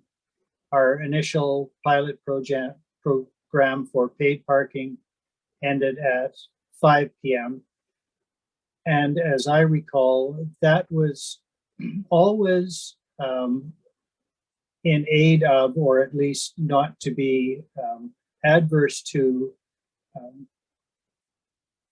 dinner time dining in our many restaurants and other eateries downtown. And without having trialed a program that extends into the typical dinner hour, I am concerned about repercussions, particularly inviting people at campgrounds, particularly now that Whistler is open again, to come in for an evening in town. It could have impacts that we have not assessed in any way. Understanding that this could still be a pilot project, I still have concerns about extending the hours of operation through the entire typical dinner period. Councillor Demota? If I may, during the extended daylight hours, and I'm just, this isn't for me debating, just to support my position on this, we have more businesses that are other than restaurants that take advantage of the long hours in the summertime, and we have a lot of retail and a lot of other opportunities in the community with other businesses. We see my motorcycle tours and things like that, where that might benefit from greater flow of parking in the community core. So with the potential of a reduce or no rate in the parking lots, we haven't decided that even if we're going there yet. I think that we could still entice people to come in if they want to extend their period of visitation within the downtown core in the later hours during dinner hours. They can do that in the parking lots and leave a little bit more of an opportunity for the retailers to have an opportunity for flow in front of their shops. That's just my position. Thank you. Thank you, Councillor Demota. Any further debate?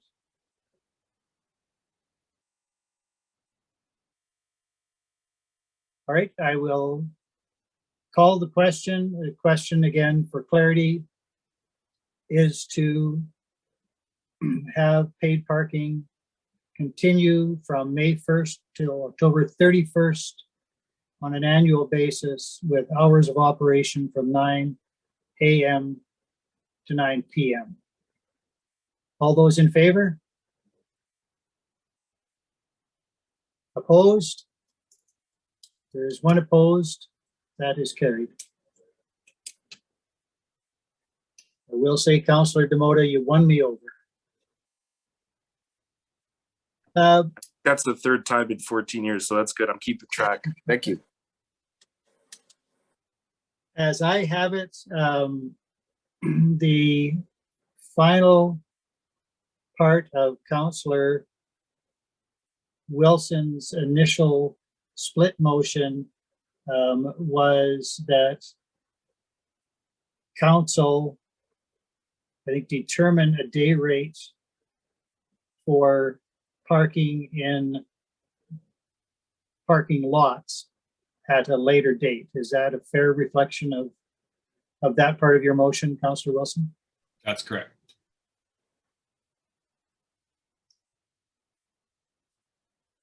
Did you wish to speak to the motion before I turn to debate? Or Councillor Demota, do you need clarification on the issue before us? I wanted to make a friendly amendment.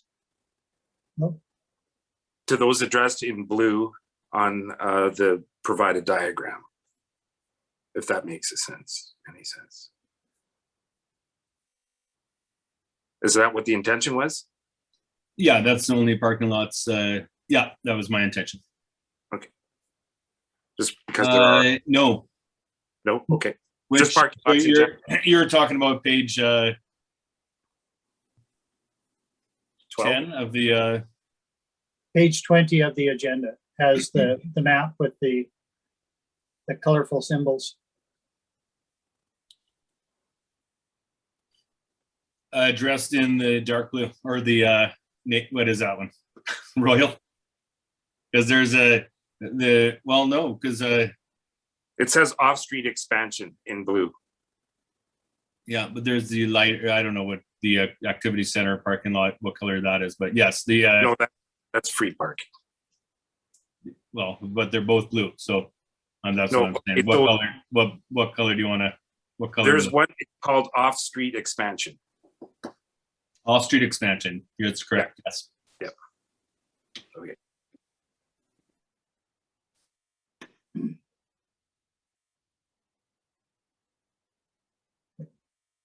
Just for clarity, for myself, I don't believe that council has authorized paid parking in off-street locations yet. So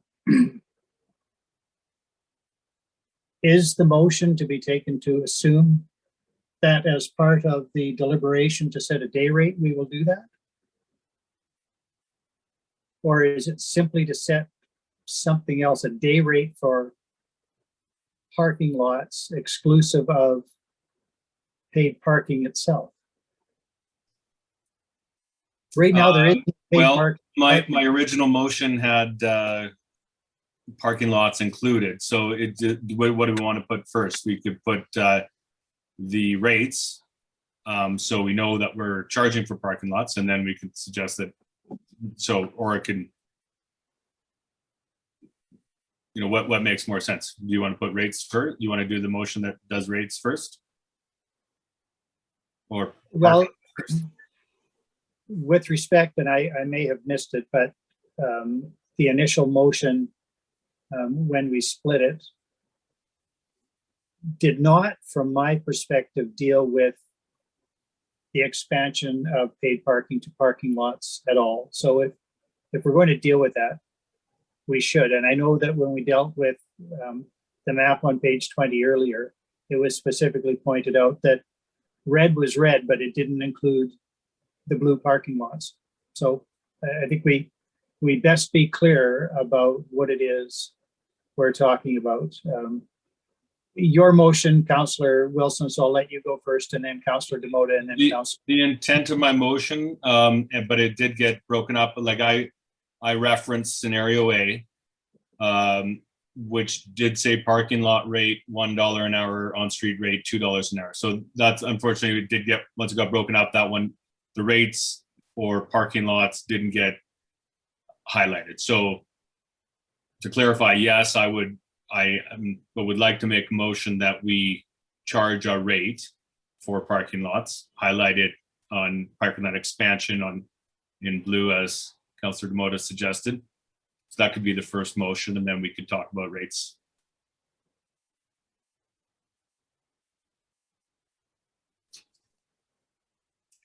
All right, give me a moment. I'm making notes so I don't make the same error a second time.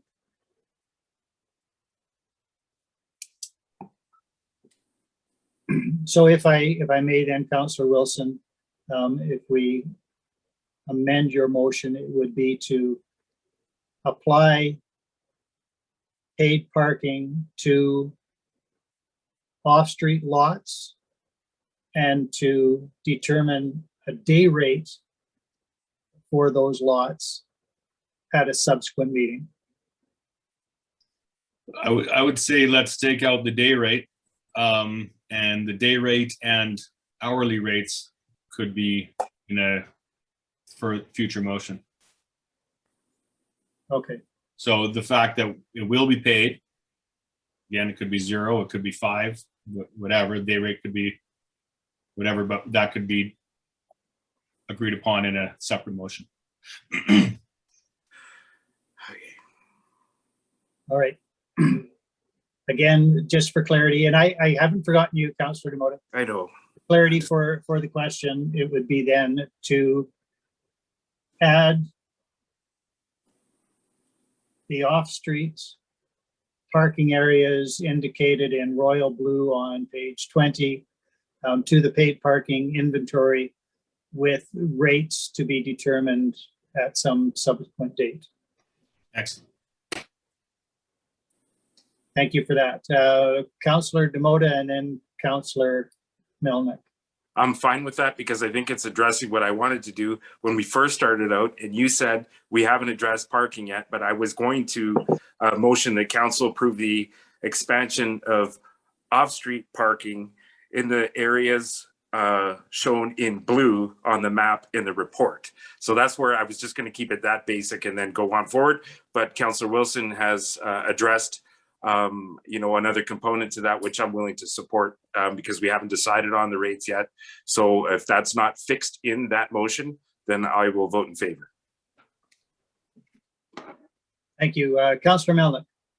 Thank you, Your Worship. And I'm happy that we've got that as a separate motion because it was one of the integral final paid parking pilot project report recommendations that we include off-street municipal lots, and by not including these at an appropriate rate, we would have a significant revenue impact that we would still have to address. So I think this gives clarity to administration, and I look forward to the discussion on how we address rates in those lots.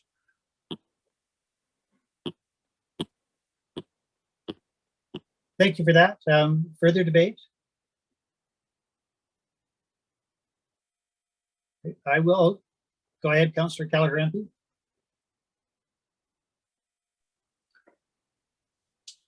I think it's great to include some of the parking lots, but to include all the parking lots downtown, I think we're saying we should charge residents and push them to the lots. Well, if we're going to charge in all the lots, we can push residents to use the lots. So I am in favor of using some of the lots, but not all the lots. I think if we started this with one of the bigger lots or two of the bigger lots, and then leave the others open for this year, I would be in favor of that. But to put paid parking on all the lots, and then we still want to charge the residents, I don't think that's going to fly. I think that we want to push residents to the lots or credits, but by putting paid parking on all the lots from 9 to 9, every residential street is going to be packed with visitors that are coming here. I can support trying it out with one of the bigger lots starting out, or even two, but all of them, I think we're defeating our purpose here.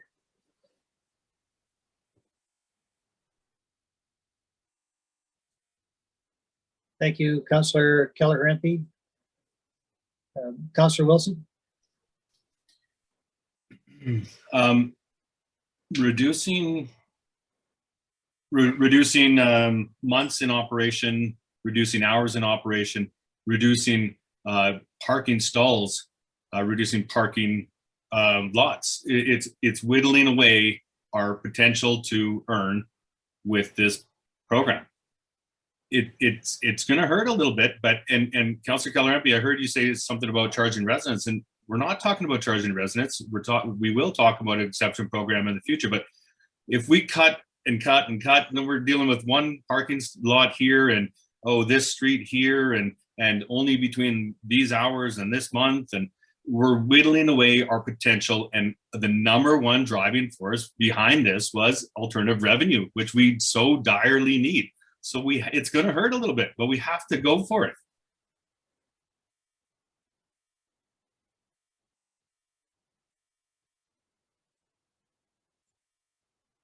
Any further debate?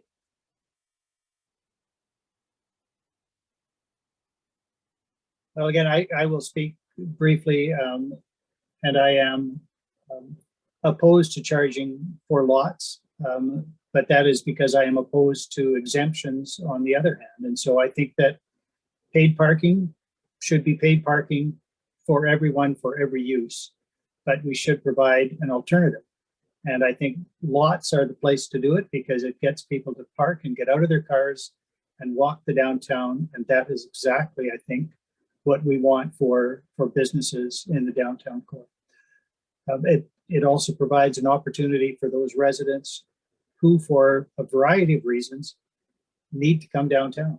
There is an option. It's just not the most accessible option, but they can drive downtown, they can park for free. And it gives us an opportunity to advertise. So in the context of additional signage and kiosks, we can put up signs that say free parking. And as a visitor myself sometimes, I'm delighted to see those signs. That's a welcoming thing to see. The opportunity to go park for free where we choose to have you park, not wherever you want. And it, I think, will, as Councillor Keller-Hempe mentions, save a lot of turmoil for residents with parking on their streets. If visitors have to pay everywhere, including in parking lots and all of the streets in the downtown core, they will find a way to park in front of residential houses in adjacent neighborhoods, including those neighborhoods where we have not extended residential permits. It just seems to me that that's inevitable. So I am more inclined to leave it as it is. I recognize that there is a loss of potential revenue, but it's not actual loss of revenue. Every dollar we make is a dollar we didn't have before. But again, at the bottom of this, to me, it's managing the asset is equal, if not greater in importance to the revenue stream. And I think we can better manage our community for the benefit of residents and tourists by leaving the parking lots as they are. So I'm opposed to the motion. Councillor Wilson? May I close? Yes. Thank you. Well, I picked up on you using one of my arguments from an earlier motion there. And when a visitor arrives and parking is free, they're elated. Well, that's great.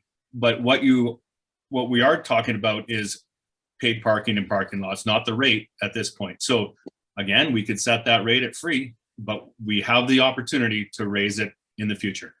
Let's just set the parameters. You know, honestly, if we were back at arguing the other motion, sure, it could be 12. It could be free all 6 months of the downtime, right?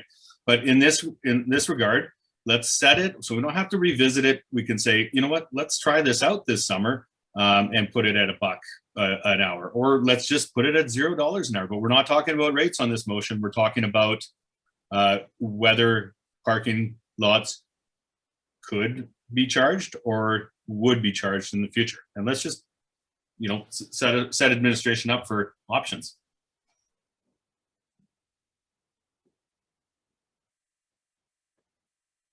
Thank you, Councillor Wilson. I will consider that then to have closed debate. I saw no other hands in any event.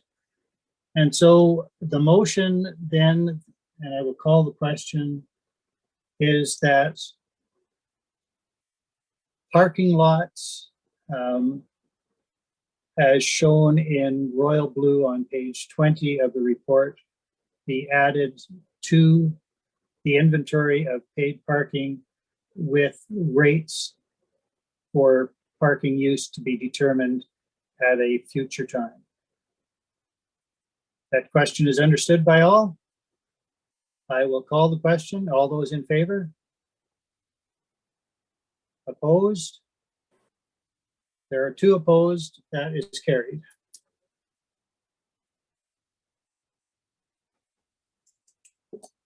I thank you all for that. I think that gets us through agenda item 7.1.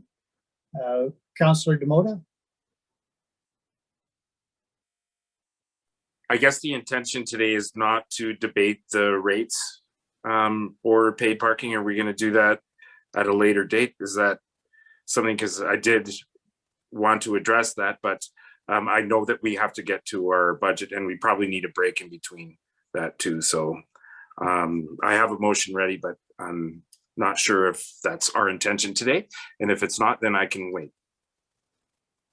Well, I think for the 2 motions, exemptions and rates for parking lots, the intent of the motion that, and both were carried, pardon me, yes, they were both carried. The intent was at a future date, not at today's meeting. Councillor Wilson, you've had your hand up. Sorry, the exemption was to be at a future date, but rates, did we say a future date, or, well, I thought we were just talking about a future motion, and that motion could come today. And I think we owe it to administration to make that set rates today so they can, because it does affect the budget directly. So I think we have to have that conversation before talking about budget. Because we've knocked it down from what they've recommended at 12 months. So we're at 6 months, and yes, we've got parking lots, but they don't have the numbers, so they can't move forward with it. Thank you for that, Councillor Wilson. Mr. Gibbon, what would most assist administration at this time? Thanks, Your Worship. I appreciate council may need a bit of a break. In terms of the budget, it would be helpful for us to know if council intends to have significant change one way or another in terms of the rate that would be charged in any of the lots. Administration's estimations in the budget excluded the idea that residents would pay for parking. And so if there was a movement at a future point to have residents pay for parking, that would be a net increase. But if council sets the rates significantly lower than forecasted, and exempts residents, then those 2 things together would have a reduction in revenue, which would have an impact on the net tax requisition. So the one I think we could deal with after the fact, but it would be most helpful to administration if council identified what the rates for those who have to pay for parking, what the rates would be.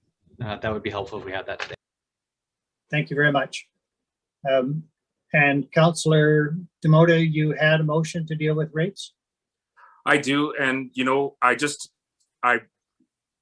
prior to that question being asked, I was going to bounce off council if they would consider this part of our strat planning discussions, because it's our priority plan. So what are our priorities? So I think that these discussions could easily fall within that. And I think that, maybe a broader spitballing session could be had, but I'm ready to propose a motion today.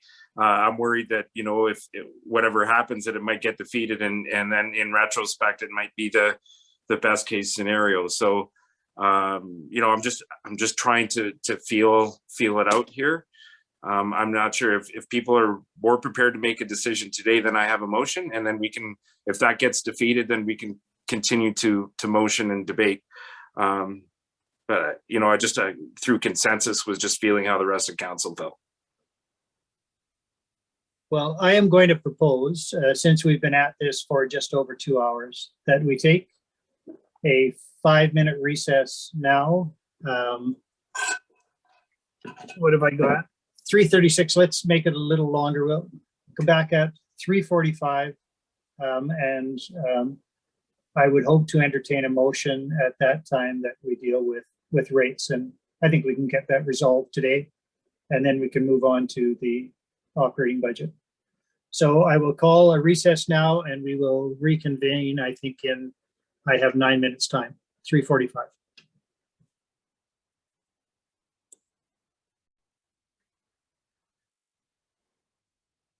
Welcome back. Councillor Demota, are you there? Thank you. I just All forgot right. to. Yep, thank you.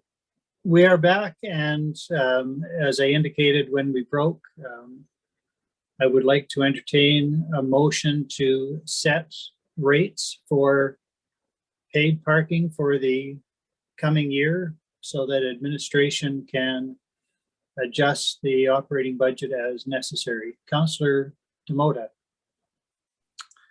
Hi, thank you, Mr. Mayor.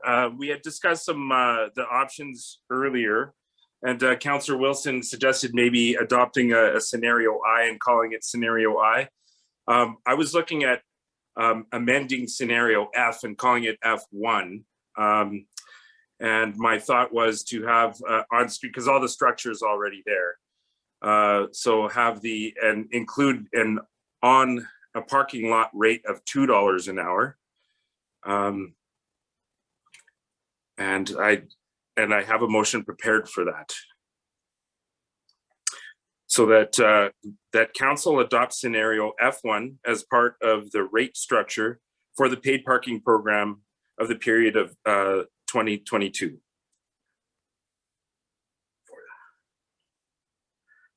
The council adopt scenario F1 as part of the rate structure for the paid parking program for the period of 2022. Right.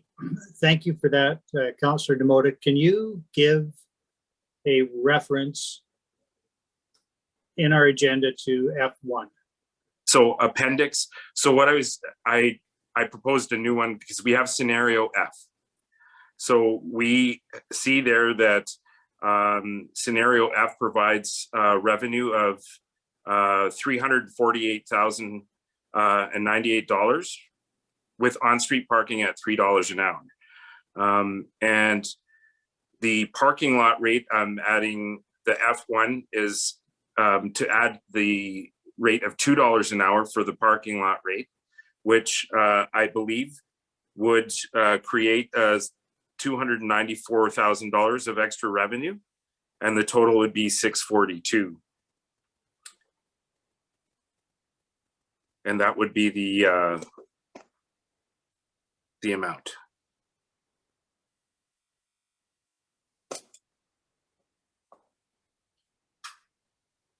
I just realized I had rounded numbers there, but the intent is to have $2 an hour for the lot rate and $3 an hour for the on-street rate. The other numbers will just fall out regardless.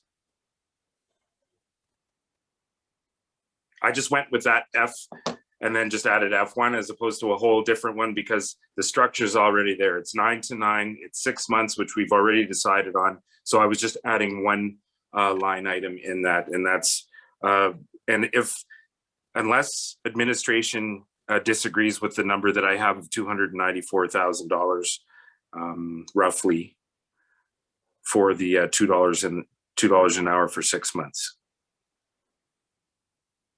All right, well, I appreciate that you're working from a document, but for purposes of a motion and to give some direction to administration, the essence of your motion is that council approve rates of $2 per hour for paid parking in off-street lots and $3 for paid per hour for on-street paid parking, correct? Correct, yes.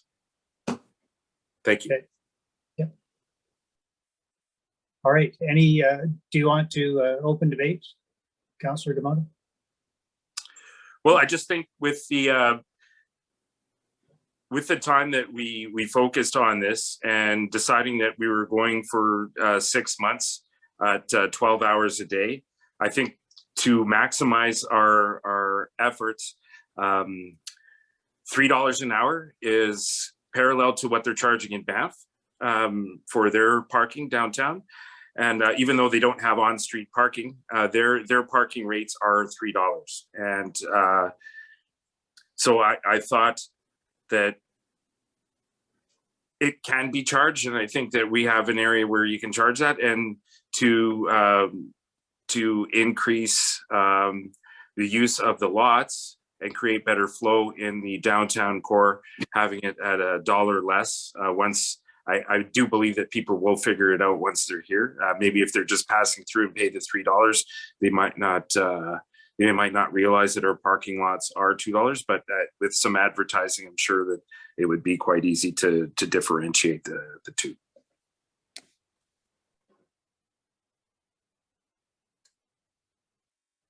Thank you. The motion is open for debate. Councillor Wilson. Yeah, I'll be brief. I support this. I think it's along the lines of my thought process that we have to maximize the ability to earn. You know, we have our parameters have been narrowed a fair amount. So, you know, I was in support of a $1 an hour for a parking lot and on street for $2, but within the 6 month period, we have to try and earn to offset our other costs, and I think we kind of have to try to get back to the best case scenario and scenario C that administration was proposing. So yeah, it's a step up in both parking lots and on street, but I am in support of it.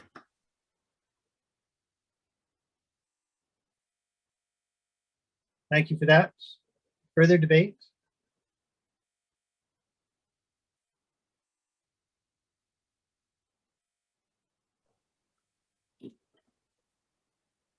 I see nothing further. Oh, Councillor Melnick, go ahead.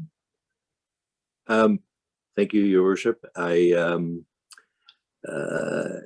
We've had some interesting conversations here, and I'm wondering, I will support this motion. It's a little more aggressive than the motion I had suggested or talked about earlier.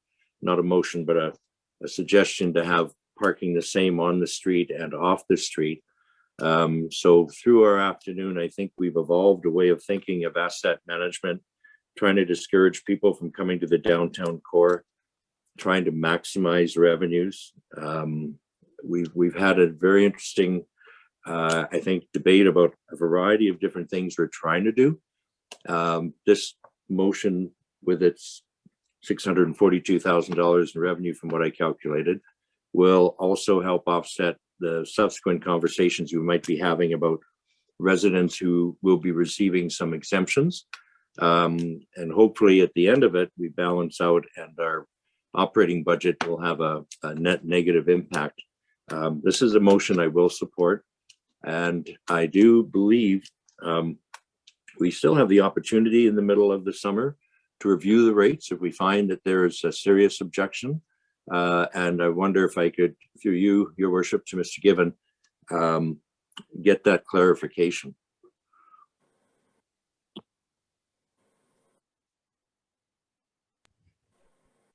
Your Worship, for Councillor Melnick, the system certainly can handle adjustments on the fly like that.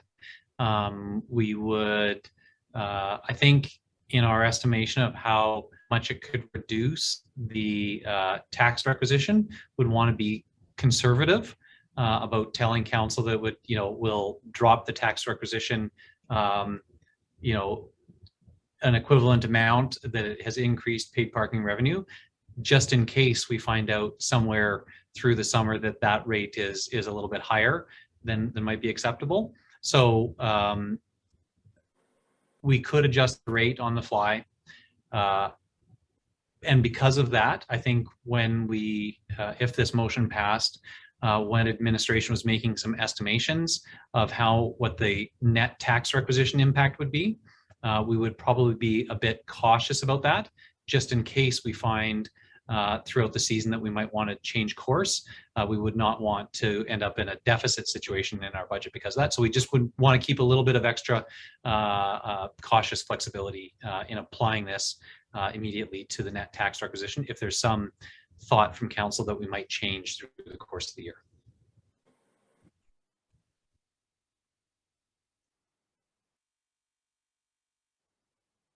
Further debates?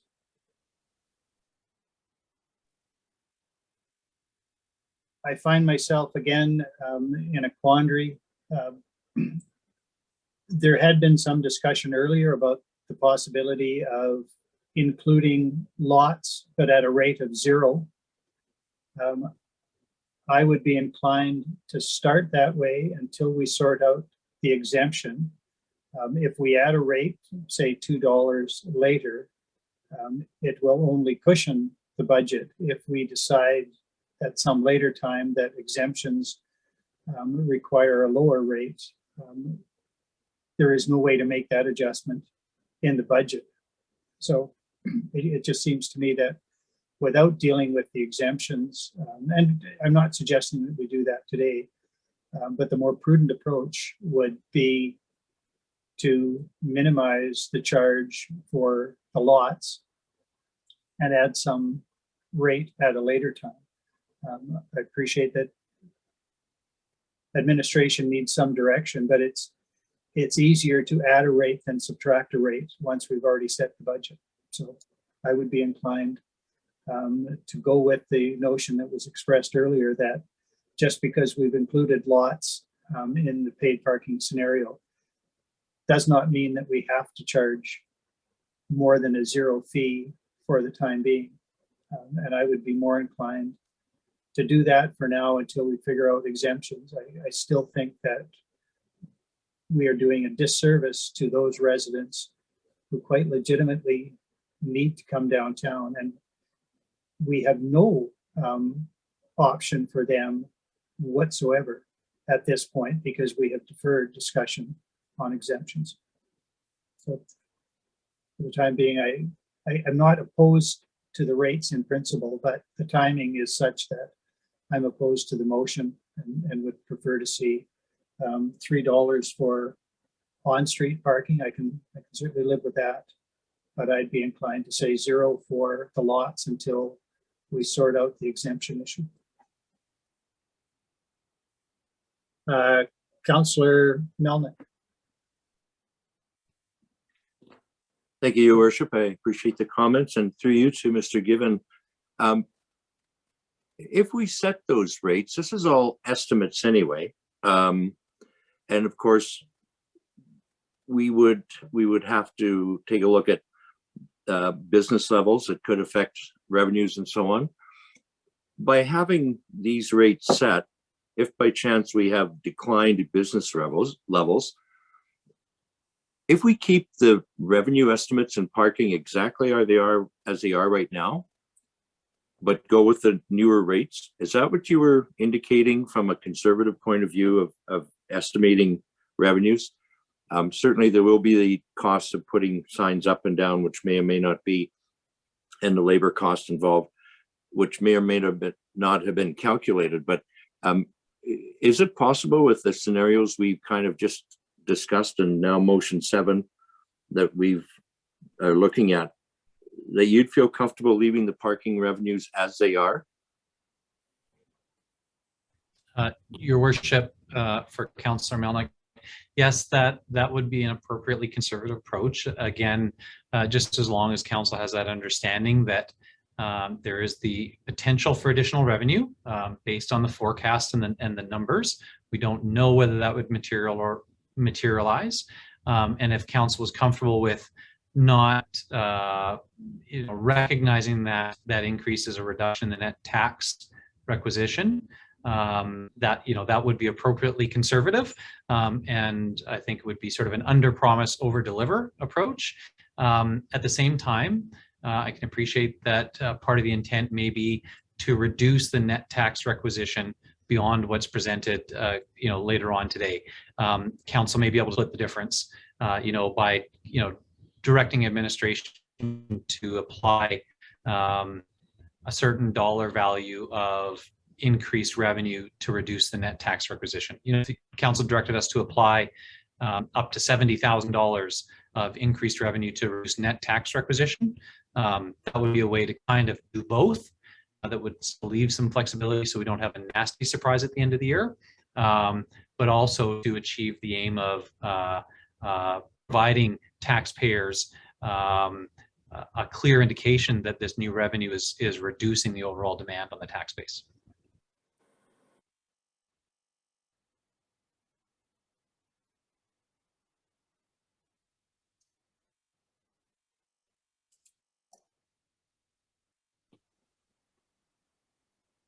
Councillor Demota. When we're ready to close, I'm ready to make my closing comments.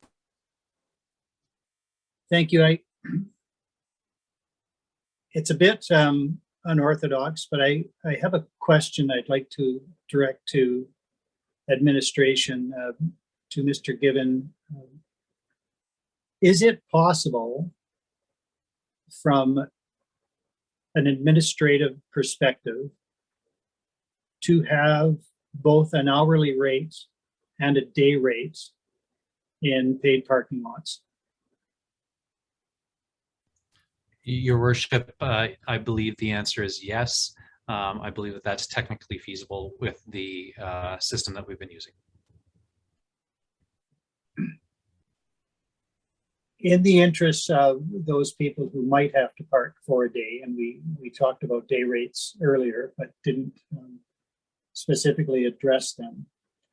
I wonder, Councillor Demota, whether you would accept a friendly amendment to your motion so that it would be the same, that is $3 per hour for paid parking on street, $2 per hour for paid parking in off-street lots, but subject to a $12 per day rate in off-street lots, so that somebody, if they had to work for an 8-hour shift, they could come down and it would be limited to not $24, but half that, $12, effectively $1.50 an hour, which is half of the rate for on street. But at least it is some benefit for those people who may have a need to be downtown all day. I would welcome that 100%, and I think that's a prudent way of going about it. I was thinking that would come forward in a different motion, but yeah, I'm willing to accept that here. I think it's a really good idea. That's saying that we're 30 cents better than Lake Louise, but maybe that's with tax. Who knows? But the last I checked, they were $11.70, and I could be wrong because that's on the internet. So I don't know if the website I was looking at was 100% correct, but I think $1 an hour if they're there for a full day, I think that's reasonable.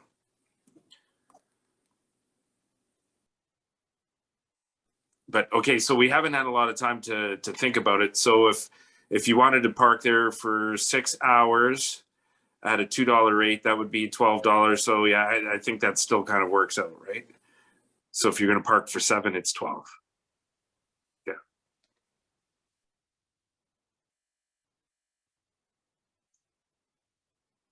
Any further debate?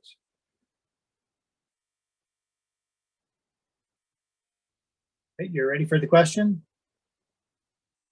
So the question then, to recap, $3, well, council will approve paid parking rates of $3 per hour for on-street paid parking, $2 per hour for off-street paid parking in designated lots, subject to a $12 per day daily rate in off-street parking lots. I'll call the question. All those in favor? There are none opposed. That is carried. Subject to anything that Mr. Given may have to say, I think that concludes what we need to conclude with respect to agenda item 7.1. Mr. Given, are you satisfied that administration has what it needs? Yes, Your Worship. I think Council's provided all the clarity administration needs, and we can make some preliminary calculations, and we'll be prepared to discuss that when we get to the budget agenda item that follows. All right, Councillor Demota. Well, I really appreciate the discussion on that today. One thing that I did want to mention in my closing comments, I wasn't ready for your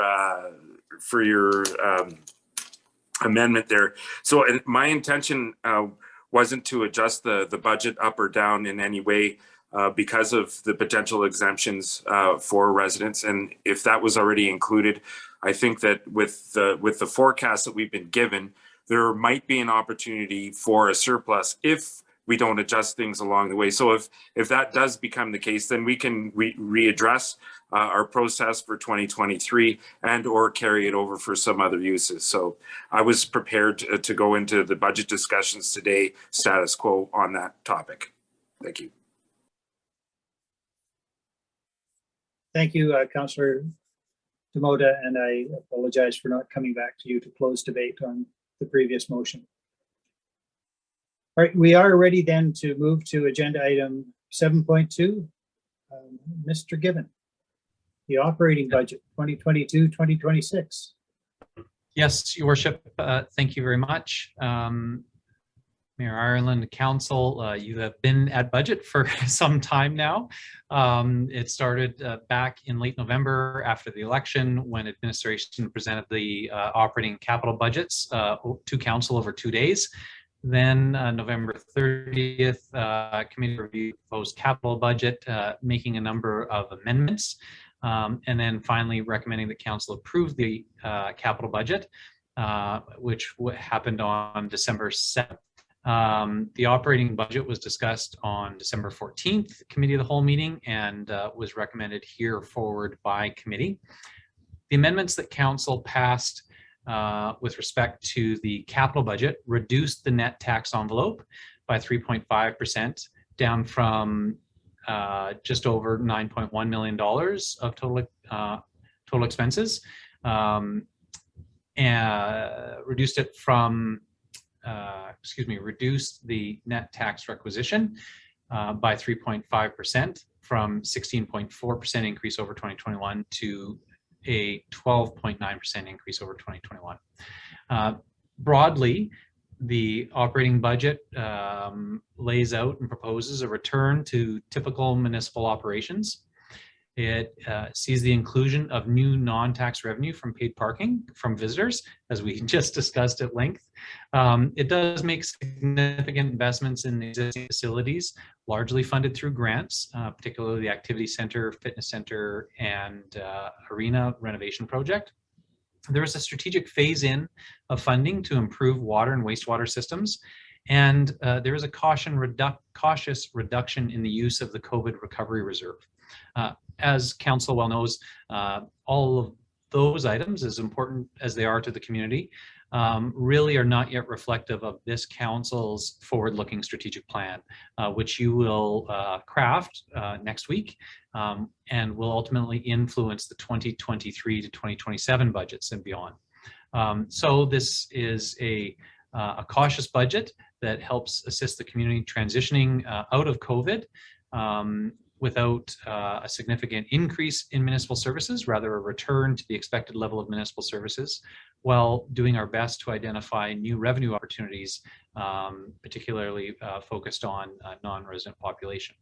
Your worship, I won't go into a great level of detail, knowing that council has seen this operating budget a number of times. In the document, you will see the comparison of the net tax envelope to the 2021 year. And just related to our discussion on paid parking, council can either pass the operating budget as presented, or council could approve the 2022-2026 operating budget with an amendment to reflect some additional non-tax revenue from paid parking. And I think Councillor Demoda just recently, just as he was concluding, spoke to his willingness to pass the budget as presented. And I think that this gets to the point that Councillor Melnick was asking about retaining some flexibility in the budget. Certainly that would be a conservative approach, which would ensure the municipality would run the lowest risk of ending the year in a deficit situation. Or alternatively, council could direct administration to amend the operating budget to recognize an increased amount of revenue from paid parking. And administration does have a recommendation of, if you wish to do that, what a appropriately conservative and reasonable amount would be.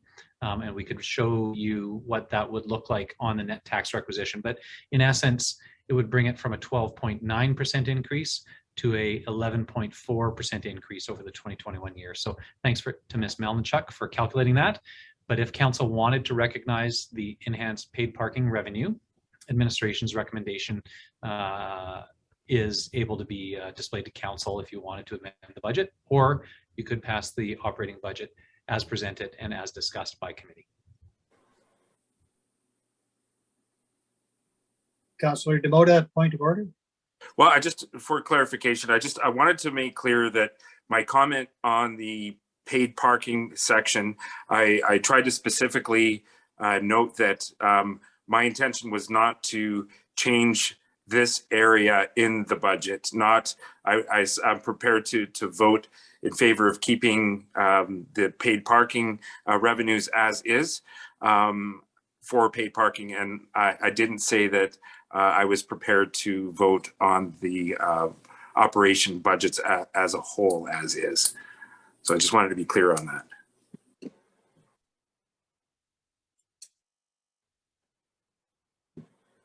All right, thank you for that. Are there questions of administration to Mr. Given or through Mr. Given to others regarding the state of the operating budget right now? The proposed operating budget.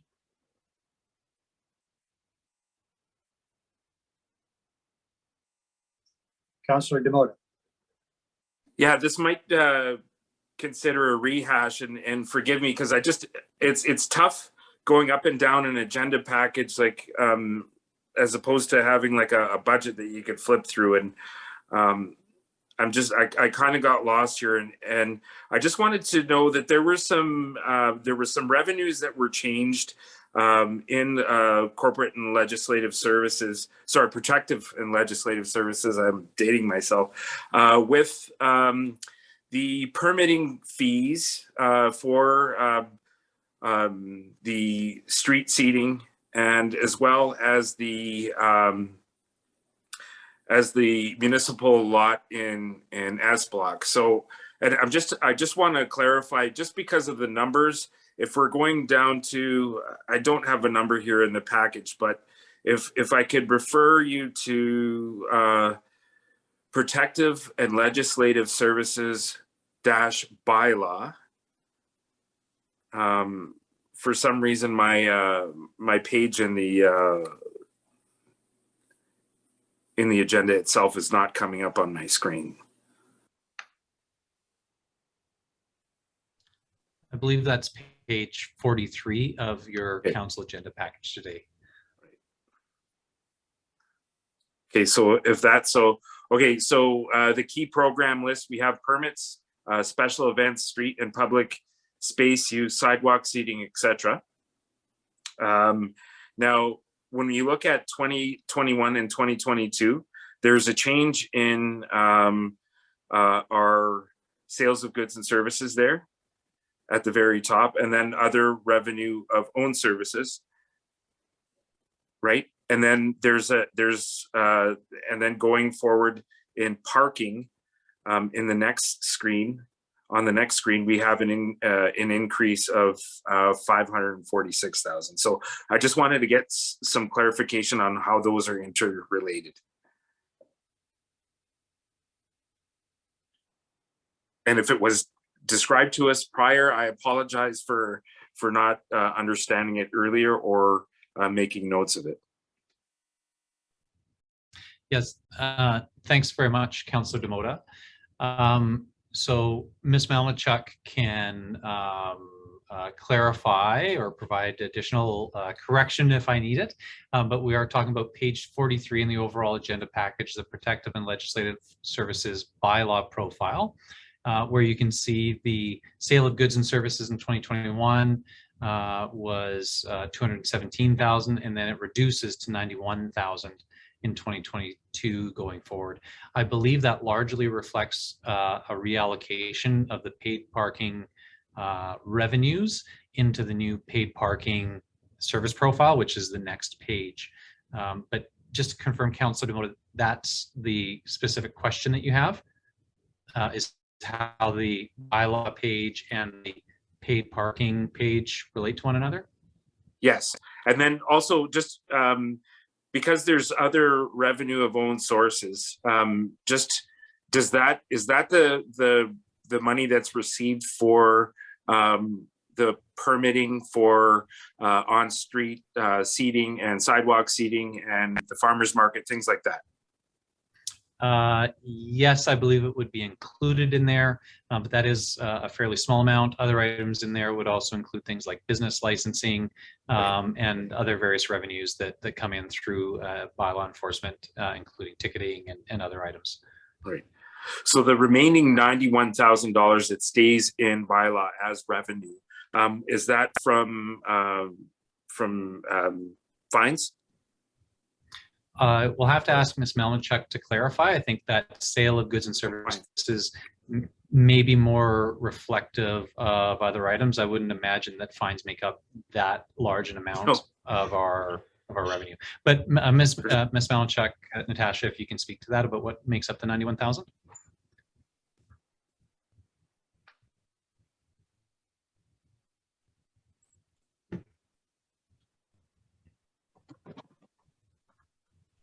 Yes, sorry, I wasn't prepared to open my mic quite yet. Yes, I apologize that it put you on the spot there.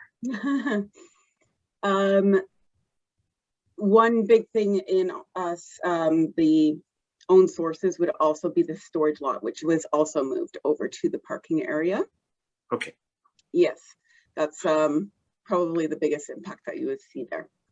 So the revenues for in the parking area it's not just including the paid parking, but some of the for that storage lot right, sorry. Yes, so what was moved over to the parking area was the storage lots and S-block parking to coincide with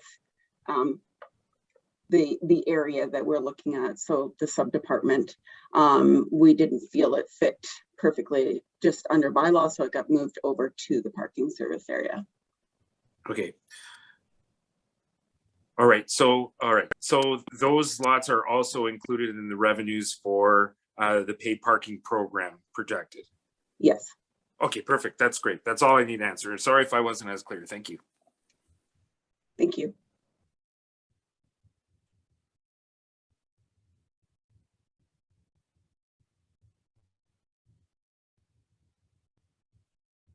Sorry, I was muted. Councillor Keller-Hrampe. I'm just curious. I have only had one phone call since we debated the budget back on December 14th. Have anybody on council, Mayor Ireland, have anybody received correspondence from our Chamber of Commerce or our Tourism Jaspers, the members of the Hotel Association regarding our current budget? I have not. Okay, great. This time last year, we received a lot of comments, and I'm delighted to know that we haven't received any this year. So I guess there must be an approval.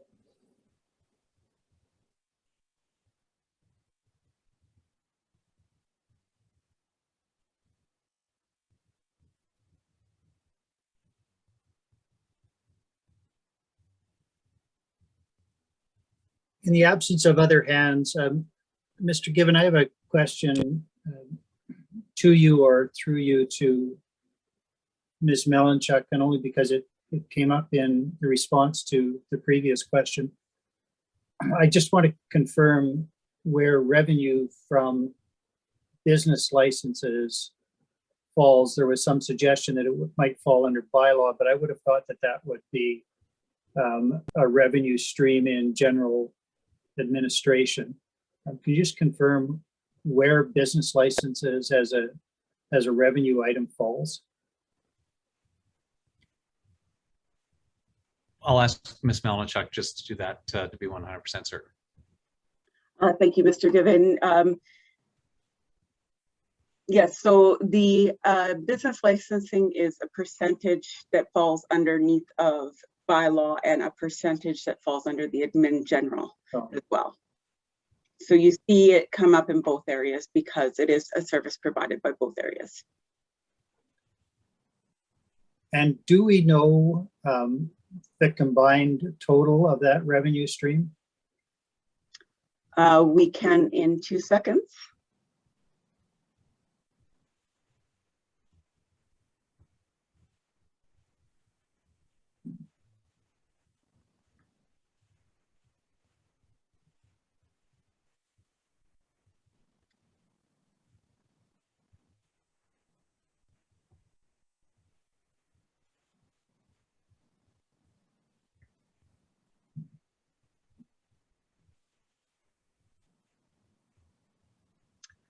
It's approximately 125,000. Thank you for that. Appreciate it.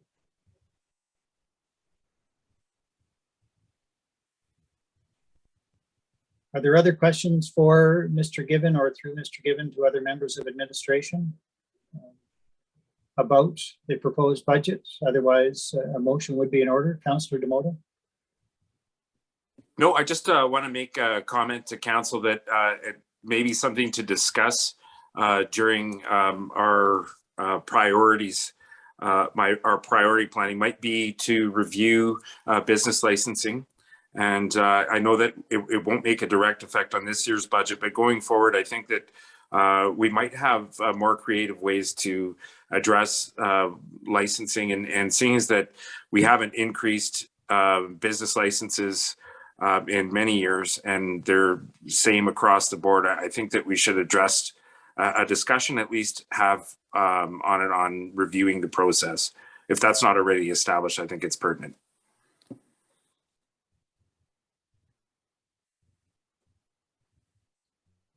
Thank you. Councillor Melnick. Thank you, Your Worship. Through you, I believe, to Mr. Given and Ms. Melanchuk, with the announcements that occurred with the child care credit, have we had any further clarification as to how that might impact our budget in 2022, or the details still pretty foggy? Just wondering if there's anything that might have a positive impact on the required overall tax envelope. Your Worship, for Councillor Melnick, the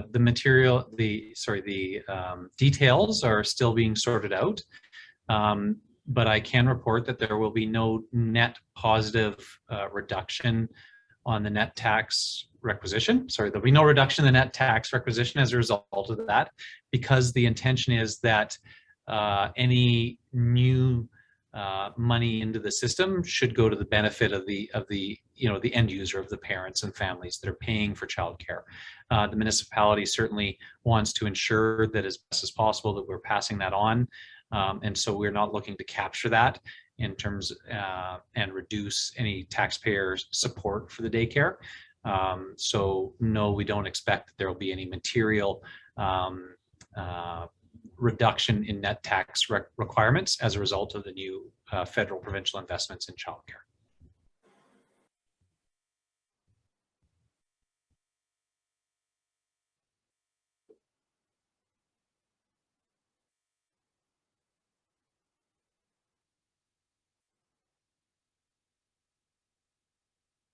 Councillor Wilson. Sorry, Councillor Melnick, were you going to follow up or no? You're good. If there are no further questions, I'd be willing to make a motion, but I don't want to preemptively jump on it. Again, I feel that that I don't have any questions because we did talk about it at length in the few weeks running up until the holidays, and you know, I appreciate the way administration has brought the operations budget to us this year, and I would be willing to make the motion that council approve the 2022 to 2026 operating budget as presented.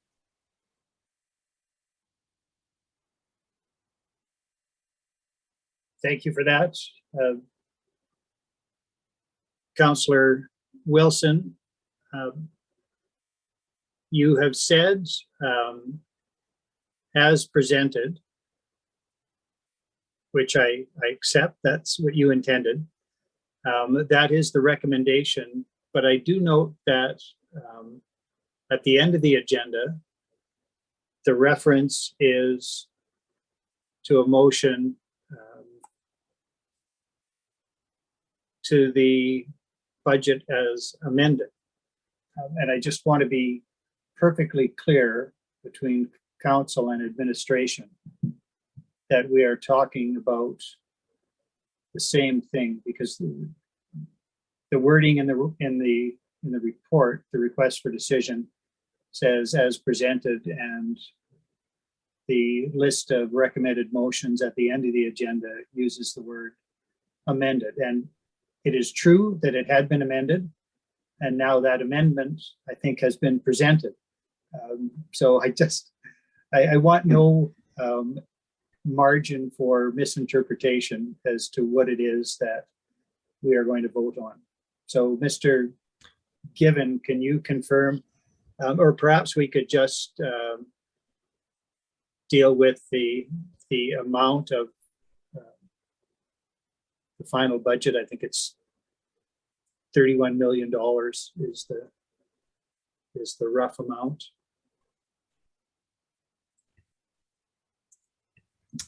Your worship, to your question, I think that is a leftover in the list of recommended motions. I think that is a leftover from committee. This is the amended budget that has been amended by council, and that was the reduction in the net tax requirement as a result of the changes council made to the capital budget.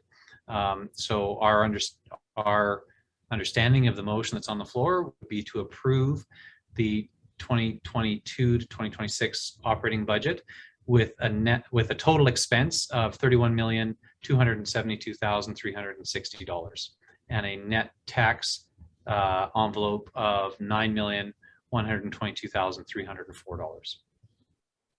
Correct. Understood, and that was the intent of your motion, Councillor Wilson. Yes, thank you. Sorry to take that circular route, but it's one of those. Much appreciated. I didn't read the following at the end of the agenda. Thank you. All right.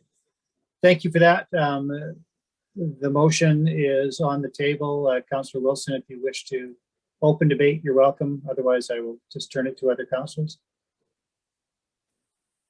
You're satisfied, Councillor Demota? Yeah, I'm satisfied, and I appreciate that clarification. I understood it as the amended budget was what we were as what was presented today. So great work on everybody's part. You know, I think that administration did their due diligence to put everything on the table, And I think the biggest kudos I have to say to you is to council is Mayor Ireland's big save on that 800,000. And I think when I was looking at this overall, I really didn't want to go over $9 million this year. And you know, I think that operationally, this kind of puts us in an okay situation. Hopefully with some of the efforts that we've been making so far, we can minimize the increase for next year, but just a great effort by everybody. And I'm willing to support this motion. Thank you. Thank you, Councillor Demota. Anything else from any councillors?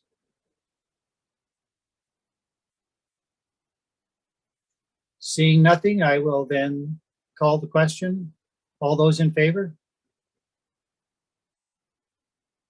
There are none opposed. That is carried. Congratulations, and I share the accolades delivered by Councillor Demota and directed toward all of administration. Thank you very much for extremely diligent work to get us through this. And first meeting of the new year, that's as early as we've passed a budget in a great many years. So credit to council for guiding this through as well. Thank you all. That then takes us to agenda item 8, which requires nothing. There are no bylaws before us. Agenda item 9, there is, so far as I'm aware, no correspondence for information, consideration, or action before us. No other new business has been identified. Is there any other new business? The motion action list attached, I thought, but only for information on regular council agendas in any event. Councillor reports. Are there any reports from councillors? I hear nothing. It has been holiday time, so that's understandable. Upcoming events, we have a tour of facilities for councillors tomorrow at 1 o'clock.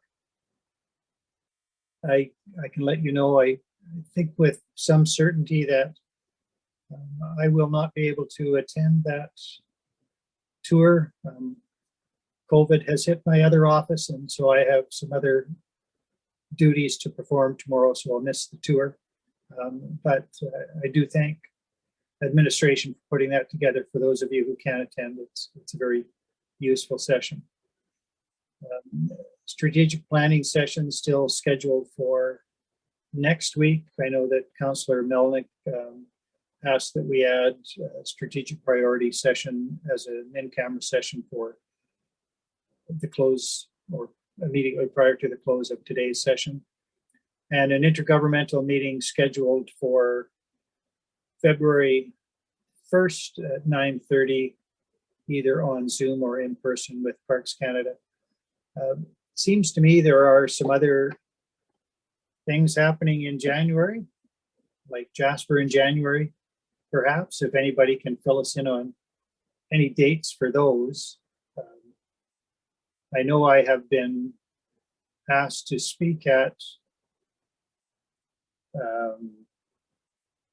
the festive night sometime during Jasper in January, and I have maybe not made a note of that, so I'm struggling for somebody to tell me when I'm going to be doing that.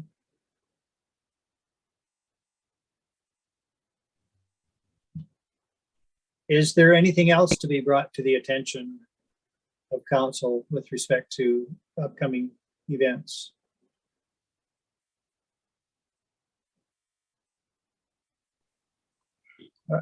Councillor Melnick. Thank you, Your Worship. Just a reminder for everyone who may be seeing this, the community conversations starting tomorrow. And the community conversations tomorrow is regarding seniors. So Ms.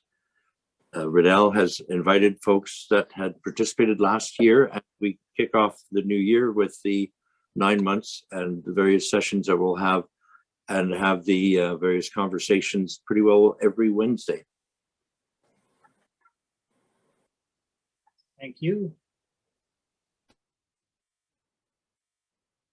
And just to add to your information,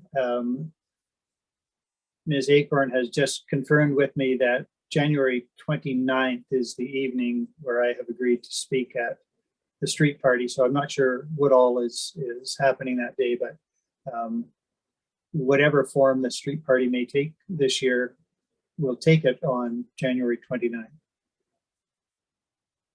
If there is nothing further with respect to upcoming events, then I would invite a motion to move in camera at 4:35 p.m. Councillor Keller-Hempy had her hand up first. All those in favor? There are none opposed, so we will move in camera. I will let any members of the public who are watching, firstly, thank you for your indulgence for this afternoon. We are going to discuss strategic priorities in an in-camera session when we come back. All we will do is adjourn, so there is no need to wait around for that fateful moment. So otherwise, thank you all for attending. Have a very happy new year. And Mr. Given, will you give us a new link or have you already done that? Your worship, I have. It should be in your inboxes. If not right now, then momentarily. Okay. All right. Thank you all. Thank you all. We'll sign out here and sign back in. Thank you.